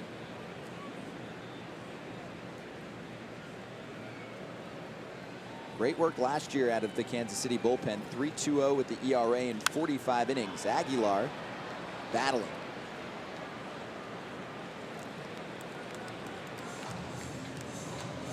You go back a couple of years and it's almost like these two teams have flip-flopped. We think of the Royals, the great bullpen they had with Herrera and Wade Davis and Greg Holland. They felt like they could turn it into a 6-inning game, and it worked for a couple of years. Won them a World Series title against the Mets, kind of a total rebuild, but they were like ahead of the curve as far as that bullpen thing going 4 or 5 years ago. Starting rotation was good. It wasn't great. But boy, they had the lead going into the 6th inning, Chris, and you saw it firsthand. It was lights out. It was automatic, and the baseball players are pretty superstitious, and you could say whatever you wanted. That you weren't jinxing anything. Those guys were getting it done. Wade Davis, one of my favorite pitchers to watch. He's just his work ethic, his execution. I mean, Greg Holland. I mean, it was lights out. From 0-2 to 3-2.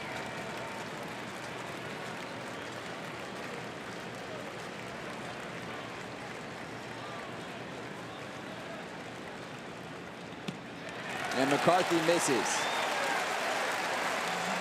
So Aguilar to first, and he will bump Yelich to second. Perez stepping up next. Yeah, I think McCarthy's a little frustrated. I think he had him on that. I think he thought he had him on that 2-2 fastball. It looked like it might have caught the corner, but it can go either way. Well, if you're Ned Yost and Cal Elder right now, that's the last thing you want to see is a base on ball. Make the Brewers put the ball in play, hit their way on. Very hitter-friendly ballpark. One swing of the bat right here, and Hernan Perez of Equal Connect could turn this back into a ball game. 5-1 right now. Rose Kingdom said they missed a strike call. I remember you made a little noise when one of his pitches caught the corner. A little oof. Yeah. Very good pitch. You want those as a pitcher, but you don't get them every time.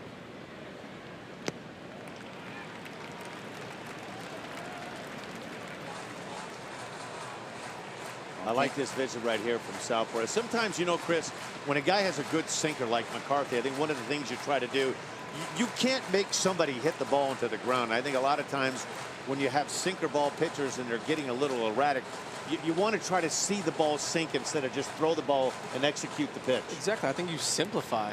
You're so worried because you hear about sinkers when their sinkers are up, they get absolutely smashed. So you probably get you get a little paranoid and forcing it down, down, down. As you can see, you just bounced that first one. But as a sinker baller, man, you can throw the ball down and down the middle. It's one of the most underrated pitches in the game. Sinker down and down the middle, roll over to shortstop.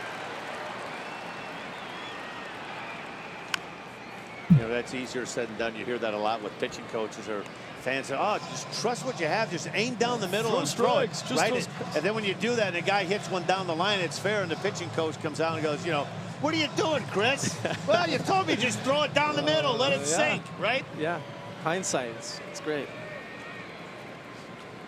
Well, Bill just said, why is McCarthy still pitching? And that Because is of to that. Mustakis. There is your answer. A double play. And McCarthy on 29 pitches does another solid inning of work. A little more trouble this time around. He sat down the Brewers 1-2-3 in the 7th. And this time with 2 runners on, he gets exactly what he wants. Boy, you live and die with that sinker. A nice turn here by Mark Mustakis. Gets the ball to Merrifield and a quick turn and an easy 5-4-3 inning-ending double play. We have completed 8. Kansas City with a 5-1 lead, and there is the legend, Bob Uecker. Let's listen to him. Ladies and gentlemen, Milwaukee's very own Mr. Baseball, Bob Uecker. Let's face it, Bob's bigger than any player that's ever played here. You could easily make a case that Bob Uecker is the most famous sports personality in the history of Wisconsin. Lombardi wasn't there that long, and then he left. Brett Favre had a nice run. Aaron Rodgers is having a nice run right now. Al McGuire was there for a number of years, but not nearly as long as Bob. I mean, Bob has had a several-decade career, so he's connected with the great-grandfather, the grandfather, the father, and now the son.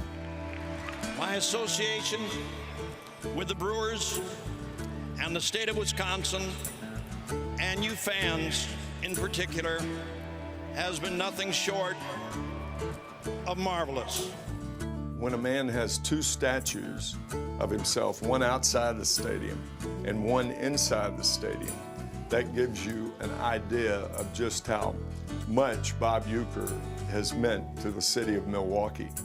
I can think of no place else that I would rather be as a player, as a broadcaster, or as a citizen than right here in Milwaukee or the state of Wisconsin.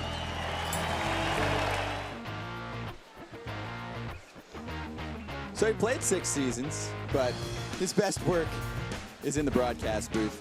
This is his 48th season as a broadcaster for his hometown team, calling games on the radio, and he celebrates his 63rd year in baseball. And we saw him before the game as we entered the office of Craig Counsell. Bob Uecker was leaving, so we caught him for a few moments. Alex Gordon hit by an Adrian Hauser pitch. That's how we start off the 9th. You know, he's one of the few guys, that being Bob Uecker. The old days in County Stadium, we used to have a transistor radio that we'd have out there and listen to the broadcast of the games, and we used to laugh. Charlie Huff was a knuckleball pitcher pitching for the Texas Rangers, and Bob would make his spiel on how it was to catch a knuckleball, and Pat Hughes, who is now the play-by-play radio voice of the Cubs, was kind of setting Bob up and say, hey, Bob, so how did you catch the knuckleball? He said, oh, Pat, it was actually quite easy. I just let it go and get to the backstop, and when it stopped rolling, I just pick it up and throw it right back to the pitcher. Runners going sharply to Aguilar. Great play. And he gets the out at first. Gordon is to second on the hit and run. Nice play there by Jesus Aguilar. You know, for such a big guy, he reminds you a little bit of Miguel Sano from the Twins. Stays down on this ball. This is a rocket, hits right off the heel of the glove and made that look awfully easy. That's one of those one-hop bullets right at you. Nice play there by the guy they call Zeus, Jesus Aguilar. I've also heard Babe, and then Jason, this was earlier, I wrote it down, said, is he the new Prince Fielder in Milwaukee? Has the body type. I think he's actually tall. He's way taller, I think, than Prince, but man, keep swinging like that, I think so. Well, this is some awful big shoes to fill. Boy, those late 2000 Brewers teams were fun to watch. Corey Hart, I loved Braun and Fielder, the home run when they would hit and do that boxing punching thing. They would do the duck and jive. Fun times around Milwaukee, and they're at it again this year. This is a really good team. Popped up. It's VR. There's always those guys who get in the box when you're on the mound. I mean, you're a pretty big guy. I'm a small guy. Prince Fielder for me was one who would get in the box, and I would just kind of stare like, oh my gosh, Where do I what go, am right? I doing? Where do I go here, right? Like, why are we on the same field? Right?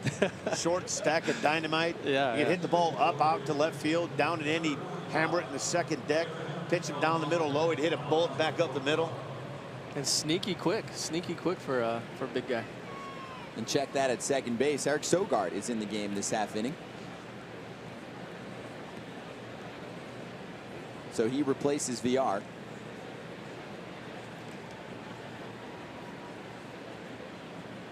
And this is Abraham Almonte, a pinch hitter.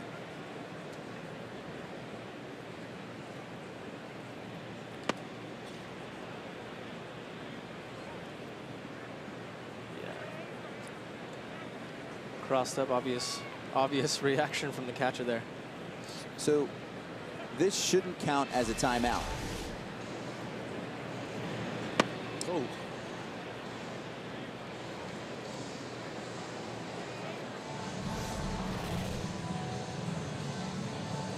Hazard about to fire his 20th pitch. So the game has gotten, I mean, people have always picked signs and stole signs, but I feel like there's so much more of that from second base to the hitter and to the dugout and all that going on. Gets the breaking ball in the strike zone. So did you observe more sign stealing, or at least think there was more sign stealing going on in your last few seasons versus your first few seasons? I think so, yeah. I just think with film and all that, I mean, you could take your time and pick out what pitches they're throwing, what signs they've put down, and you kind of do the math, and you can figure it out. I was never very good at it, but you know, I just always tried to not be the one on the mound getting picked.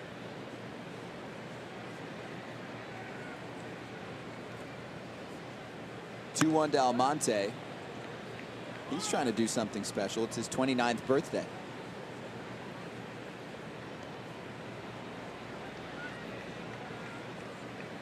We were in Toronto last week, and it was Kendrys Morales' I believe 35th birthday.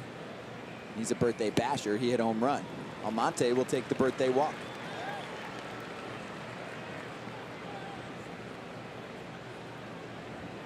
And Gordon still at second. Now Whit Merrifield. So I called Whit Merrifield's games in the Cape Cod Baseball League. He played at South Carolina, and the Cape League has some of the better college players. Spent some time there in the summer. It's a wood bat league. And so I said hello to Whit. And I called one of his games earlier this year for MLB Live on Facebook Watch. And he remembered. He watched the game back later and said, I hit a home run in that game. So thanks for bringing some good luck. And he has 2 more hits today. Yeah, Whit's a South Carolina, University of South Carolina superstar. Won the College World Series with them. Game-winning knock. I mean, at that point in your career, there's probably nothing better than that. And even him now in the big leagues, he probably still remembers that like it was yesterday. His teammate on that team, Jackie Bradley Jr. of the Boston Red Sox. It was some outfield they had. Well, I tell you what, you watch Merrifield, he reminds me so much of former Ranger Michael Young, kind of the same kind of player. Body build, just mannerisms in the batter's box, quiet approach, not a lot of movement, just real steady. And up the middle, it's Sogard with the flip. And the Milwaukee Brewers have one last chance in the bottom of the 9th inning. This copyrighted telecast is presented by authority of the Office of the Commissioner of Baseball and may not be reproduced or retransmitted in any form. Any accounts and descriptions of this game may not be disseminated without express written consent. Last licks coming up for Milwaukee.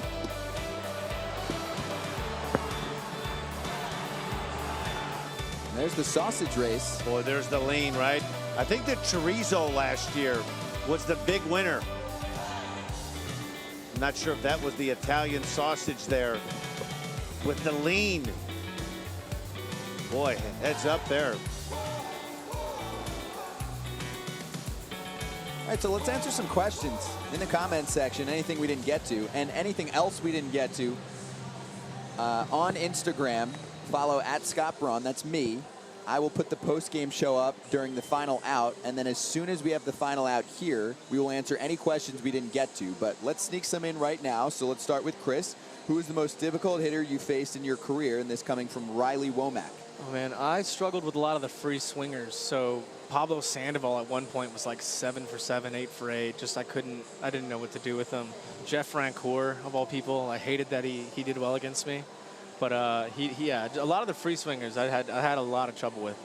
This one's for you, Dan. Did you make any plays like the one that Brent Suter pulled off from Braden? No, I wasn't real good at that ball that was hit to the first base side because I was falling over more towards third. I made some good plays up the third baseline, but I can't recall a good one up the first baseline. And this one from Nathan, and we somewhat answered it much earlier in the day. Who's the next Royal to be traded, in your opinion?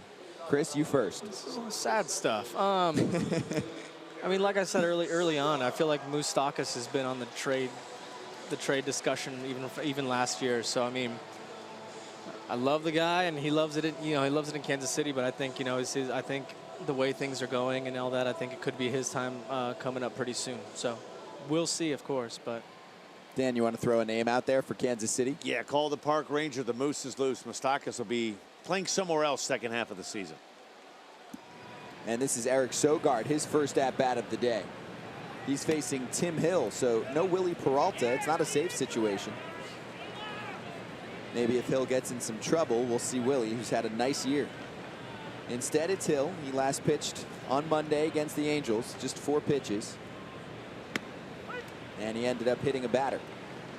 That low 3/4 delivery. It's so tough to stay in if you're Eric Sogard.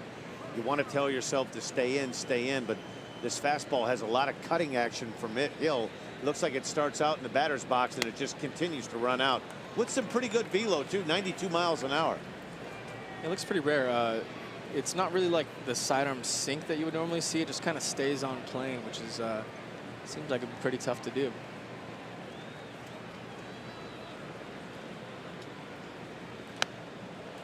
Averaging about a strikeout per inning.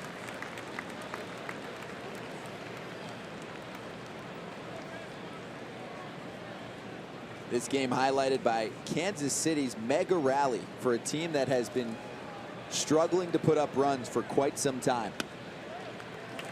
Ball forward to Sogard. The Brewers need base runners. And Manny Pena is due up next.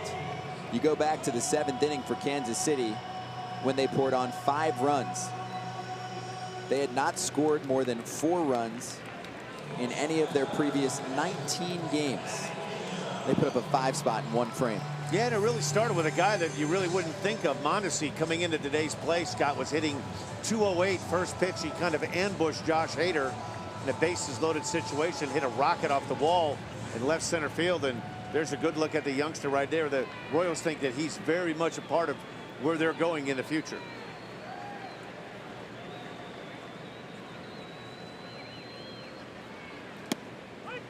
A strike to Manny Pena.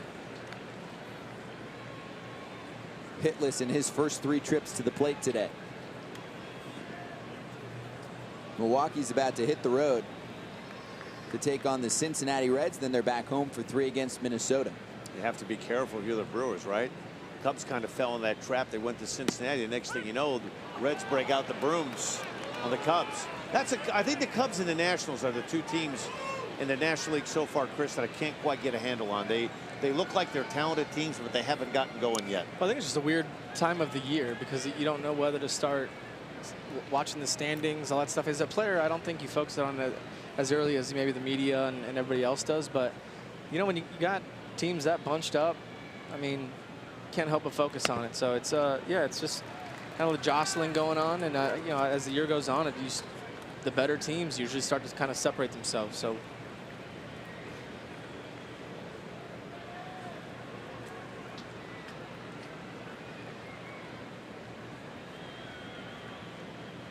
Few no's and now a yes from Hill. And his 1-2. Misses in.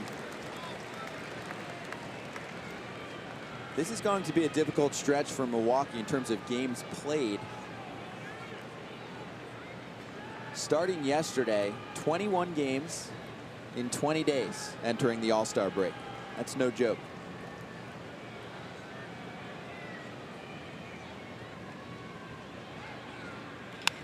Two from Hill.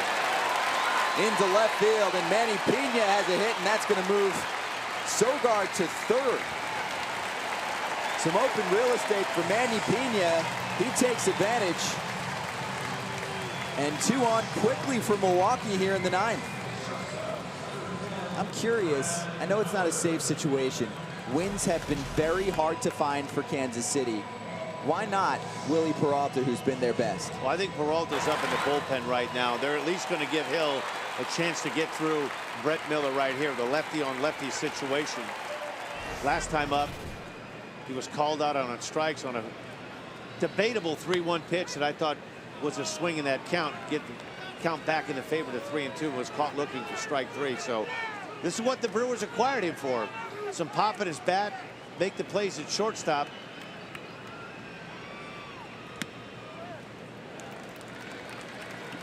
In the position that the Royals are in, you know, standings-wise, organization-wise, you get a chance to see how he reacts to these types of situations. It's the learning environment, and it's a good opportunity for Hill.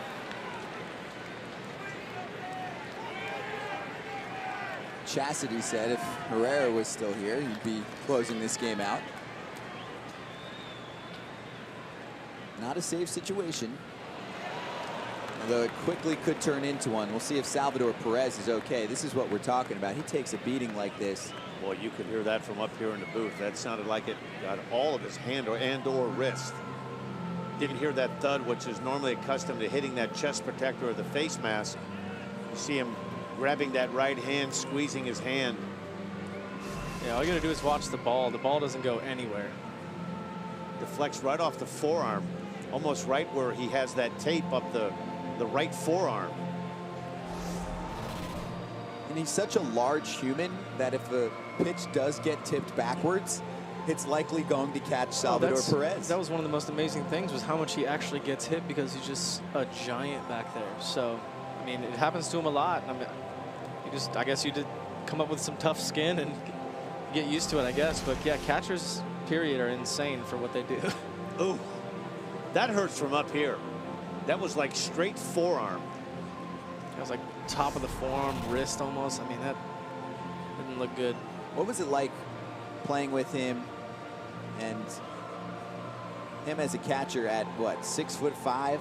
He needs to get a little lower than most catchers. Yeah, I mean, like I mentioned earlier, I'm a smaller guy, so a lot of it's very strange. A lot of the backdrops in different stadiums and stuff, it kind of plays some visual kind of mind tricks on you. So having that giant boulder back there to make you kind of hone in on that instead of kind of like your surroundings, I mean, it was a weird thing for me. I don't know if you ever experienced that, Dan, but every park you go to, it's just kind of different. I mean, Chicago Cubs were like the depth perception just changes. So having I was fortunate. I had Brian McCann, another giant human, David Ross, another big guy. I mean, it was all, I had some pretty big targets back there to throw to, so it definitely helps out. Home plate umpire Greg Gibson is wearing a microphone today, so let's get a listen to that previous play.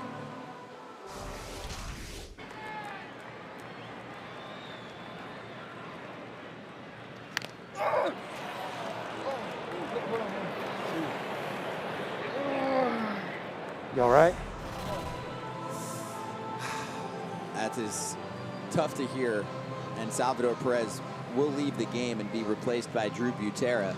Yeah, I mean, you get into it with umpires every once in a while and stuff, but I feel like the coolest relationship is probably the catcher and the umpire. It's like a little fraternity, because they're all getting banged up and they all kind of go through the same thing. So tough to see for Sal. I hope he's all right, but one of the better backup catchers in the game coming in, Drew Butera.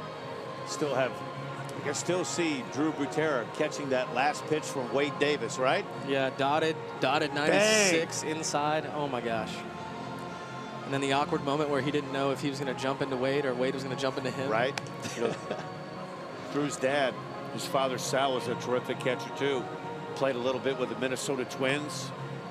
Scouting now with the Toronto Blue Jays. So baseball and behind the plate in the household, in the bloodlines in that Butera household.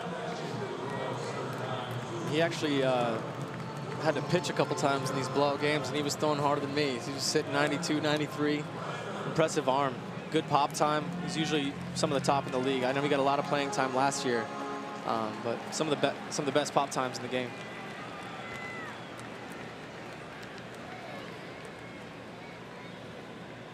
A lot of innings logged behind the plate by Salvador Perez. 7,295 innings caught since 2011, if you include the postseason. It takes a lot to remove him from a game. Exactly, and you can't understate the importance of a guy like that. Brad Miller, 1-2, fights it off. So meanwhile, the Milwaukee Brewers have their rally caps on. Sogard walks to lead off the last of the ninth, and then a Pena base hit moves Sogard to third. Already 16 and now 17 pitches from Tim Hill, and that's in the air, but that'll go to the seats.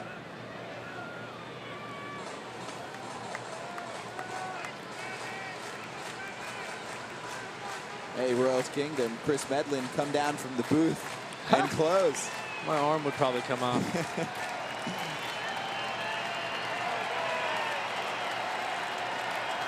The southpaw, Tim Hill.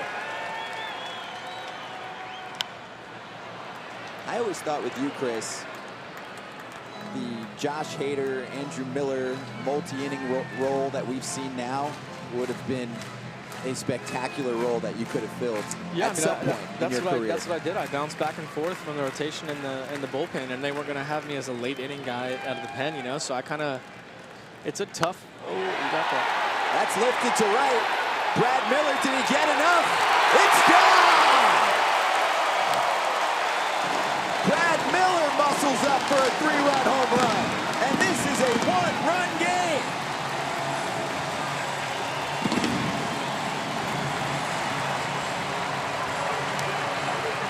Welcome to Milwaukee. Well, if you're wondering why the Brewers took a shot on Brad Miller, not that long ago, 30-plus home runs for the Rays. Shortstop has been somewhat of a black hole for the Brewers this season. They love Alcides Escobar's glove, but hitting 199 coming into play, and this is why they took a shot on Brad Miller. One swing of the bat, and the Brewers right back in this one, and Ned Yost's going to have to go deeper into that bullpen. Mike goes, Brad Miller, welcome to Milwaukee. That's right. It's his first home run as a Brewer, and it's a big one. Boy, I can't resist. It's Miller time, isn't it? Come on, Scott, you're supposed to do that one. Brad, this is your park. Here it is right here. Big, long at bat, a little slider, 77 miles an hour. It just kind of goes out and sweeps it and covers this on the outer third and drives this ball into the Royals bullpen in right field.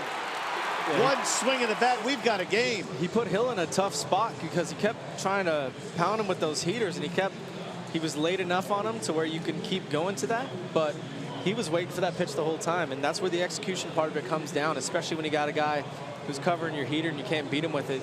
Once you go to another pitch, it needs to be absolutely executed, and I think that one was up a little bit, and Miller got it.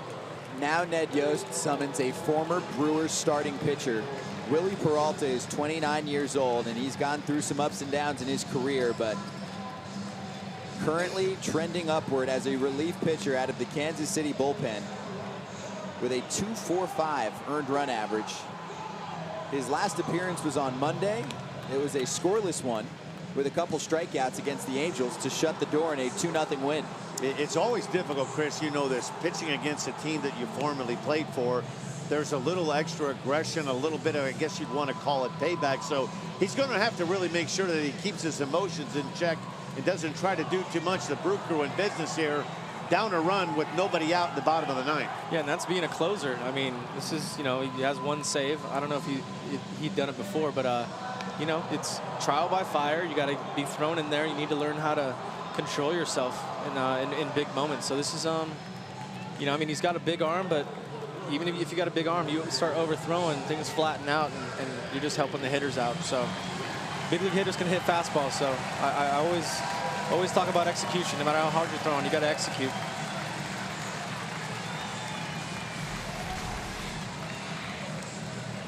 Oh, I've been there. That's not a fun place to be. You start this inning out, you have expectations of going out there with a 5-1 lead, having a clean inning. It started off with a base on ball to Keon Broxton. The next thing you know, boom, boom, boom, and the Brewers are right back in this. Marquise just said the Royals have no bullpen. Well, let's see what Willie Peralta brings. 97 miles per hour on the first pitch that Eric Thames lays off. That appearance on Monday, his first career big league save. So there's your answer, Chris. Not much closing experience. And the second pitch, Thames fouls off. Willie Peralta from the Dominican Republic, originally signed by Milwaukee, out of the DR in 2005. The Royals picked him up in December as a free agent.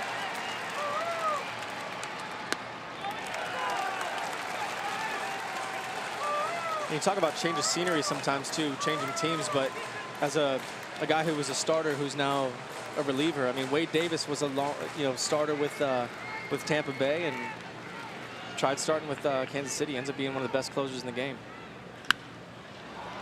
Thames to left, and that again will twist foul.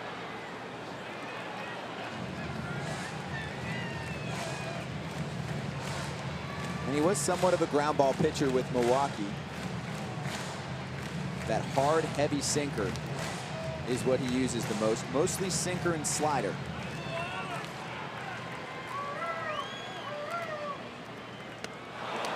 And he elevates 97 way up, and Eric Thames goes chasing. That's the first out. Boy, we're talking about it all afternoon.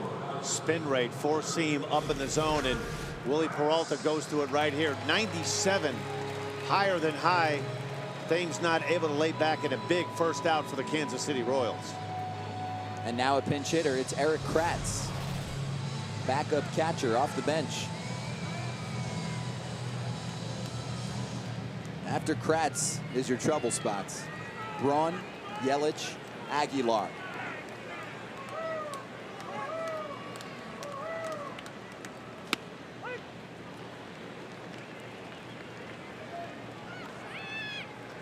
I asked Ned Yost if Willie Peralta would be used as the closer today in the ninth. He said, yes, if I don't have to use him earlier in the game. And he did hold off. Hard hit, and it gets through the hole on the right side. Eric Kratz with a base hit. Terrific at bat there by Eric Kratz. First pitch breaking ball from Peralta, good one. Called strike one, and it follows it up with a fastball. Doesn't try to pull this pitch, he just goes with it, hits it to that vacated hole right there between first and second base. Whit Merrifield shading him a little bit up the middle. Good idea, great approach. Ryan Braun up now is the go-ahead run for the Brew Crew. Braun has been hot, 6 for his last 13. He is 2 for 4 today with a pair of base hits. A single in his first and his 4th at-bat today.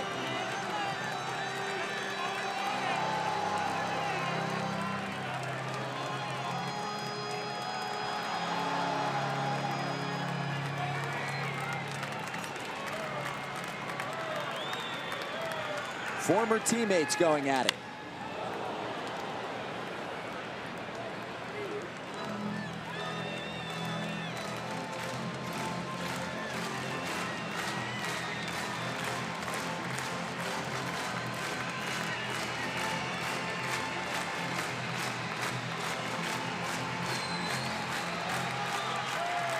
Milwaukee going for a comeback and aiming for a series sweep and a season series sweep against the Royals. They've taken the first 3, and that's a roller. It could be 2, and the Royals do not pull it off. Safe at first is Braun, and out at second is Eric Kratz.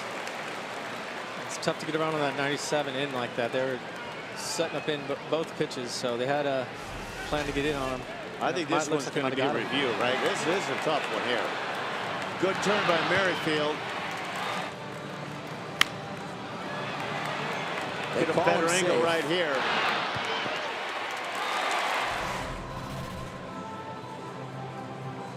Ned Yost will challenge. Why not? For the Royals, I mean, it's what do we got to do to get a win, you know? Dean writes, double play, double play, double play. I think I'm agreeing with Dean right here. We're going to get a better look at it right here. Boy, that's close. That looks like he's out. As soon as the ball's entering the glove. Is it entering the glove or is it back of the glove? No, entering the cylinder of the glove. Okay. It does not have to hit the back of the glove. This is going to be a close one. It's actually one that many players never recognize because they'll look and say, well, it's not at the back of the glove, but it's entering the glove. Well, how does it change the fact that they called him safe instead of out in the Brewers challenge? Well, it needs to be conclusive evidence. Okay. Let's see when it enters the glove. Right there. Yeah. Doesn't look like Braun's foot is on the bag yet. There. Yeah, I think he might be out. And he is. And this game is over. Willie Peralta comes in and saves the day. His second career save, and the Royals top the Brewers 5-4. Kansas City improves to 25-55 on the season. The Brewers fall to 46-33. And this was all about a 5-run 7th inning from Kansas City. It started with Mike Moustakas and his blast to tie up the score. And Adalberto Mondesi comes through against Josh Hader. They needed all 5 of those runs to pull this off. Well, what had been so good for the Brewers, that powerhouse bullpen. And for one of the few times all season long, Josh Hader has really been unhittable all season long. Rough outing for Josh Hader. As you touched on, the big wall ball by Adalberto Mondesi. Big 5-run 7th inning for the Royals. And we will have a guest joining us. It might be Mike Moustakas. Get your questions in for a Royals player to join us, and I'll let you know who that is in just a moment. We will take your questions. There's the replay one more time. Also going live on Instagram in a moment at Scott Braun. So as soon as we're done here on MLB Live on Facebook Watch, we will take your questions, and that room is already filling up.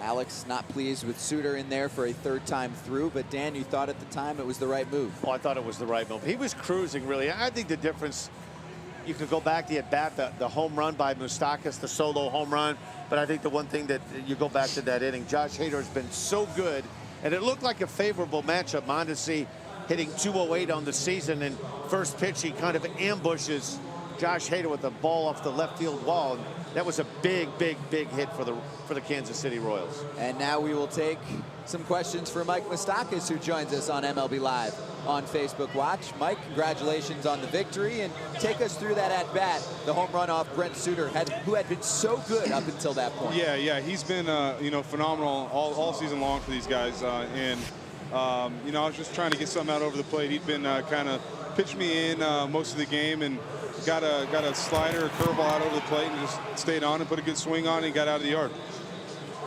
Moose, hey, this is Chris Medlin, your friend. Hey, Chris, how are you, buddy? How good did that feel, man? You guys got a dub. I'm excited. I got to see it. Yeah, it felt good, man. We didn't want to disappoint you. You know, it's your first game on the broadcast, and I wanted to play good for you, be out here for you, buddy. I was answering silly questions on Facebook while the rally was going on, so I think I stirred it up a little bit. Yeah, you had to. I'm happy you kept it going, too, Hey, Mike, it's Dan, please. Hey, what makes Brent Suter so tough? Is it that style that he gets the ball and he pitches so quickly? Yeah, I think that's part of it. His stuff is good in itself. He throws a cutter that kind of comes up and in, and rides out of the zone. He's got a sinker that comes down and in, and a good curveball. But yeah, he definitely mixes his pitches well, works fast, and it's tough to get comfortable in the box when the guy's working that fast, especially. Jared with a question for you. He said, Moose, do you think you can pull off 39 home runs this season and top your 38? You know what? I don't try and hit homers. I try and put the ball on the barrel and see what happens. And sometimes I get lucky and they carry out of the park. And this one from Steve, he said, what did you think of the shortstops play? He's talking about Mondesi, who's getting some time there now. Oh, absolutely. Monty's a great player. And he's going to be a big part of what this franchise has down the future. And it's awesome to see him playing short. But I think it's pretty cool to watch Esky out in center field. A guy that's played 10 years at shortstop, and he's playing center and third, and I think he's going to get some time at second. So it's fun to watch him play and show his versatility. But yeah, Monty's an electric player, and what he brings to the table is unbelievable. And Mike, let's finish with this. Many questions about obviously some changes with the Kansas City Royals, with Kelvin Herrera being dealt recently, and you could hear your name in some trade rumors. What's it like to play amidst all of this? Because you haven't done this before. Yeah, you know, we kind of went through a little bit last year towards the end just to see what happens. But as far as what's going on this year, you know, as players, we can't focus on that kind of stuff. You start thinking about that stuff, it takes away from your play on the field. And so we just try to go out there every day, keep working hard, keep playing hard. And that's what this team does. You know, obviously we're not playing our best baseball right now, but we go out, we compete every single day, every single night, and that's all you can ask for out of this group of guys. And we do a great job of that. And you know, as far as all the trade stuff, that's for the front office to figure out. And I'm happy I don't have to do that. I get to go out here and just play baseball every day. So, Mike, here's the plan. We're going to make Chris Medlin go on Instagram Live for all of your games, because apparently that's what works. I love it. I'd love to have him around even more. That'd be awesome. I miss him. Thanks, Mike, and safe travels. Congrats on the win. Thank you, guys. You guys have a good one. You too. Mike Moustakas, nice guy, and a big home run for the team to tie the game at 1. Eventually, the offense explodes in that inning, turns it into a 5-4 win. We'll do this again right here next Tuesday on MLB Live on Facebook Watch, as the Brewers hope to stay ahead of the pack in the Central. They host the Minnesota Twins. Coverage begins 4 p.m. Eastern Time. For Dan Plesac, Chris Medlin, and Elise Menaker, I'm Scott Braun, saying goodbye for now on MLB Live on Facebook Watch. Follow @Scott Braun on Instagram. I'm live right now. Questions, and Chris and Dan are ready to go. We'll see you on there.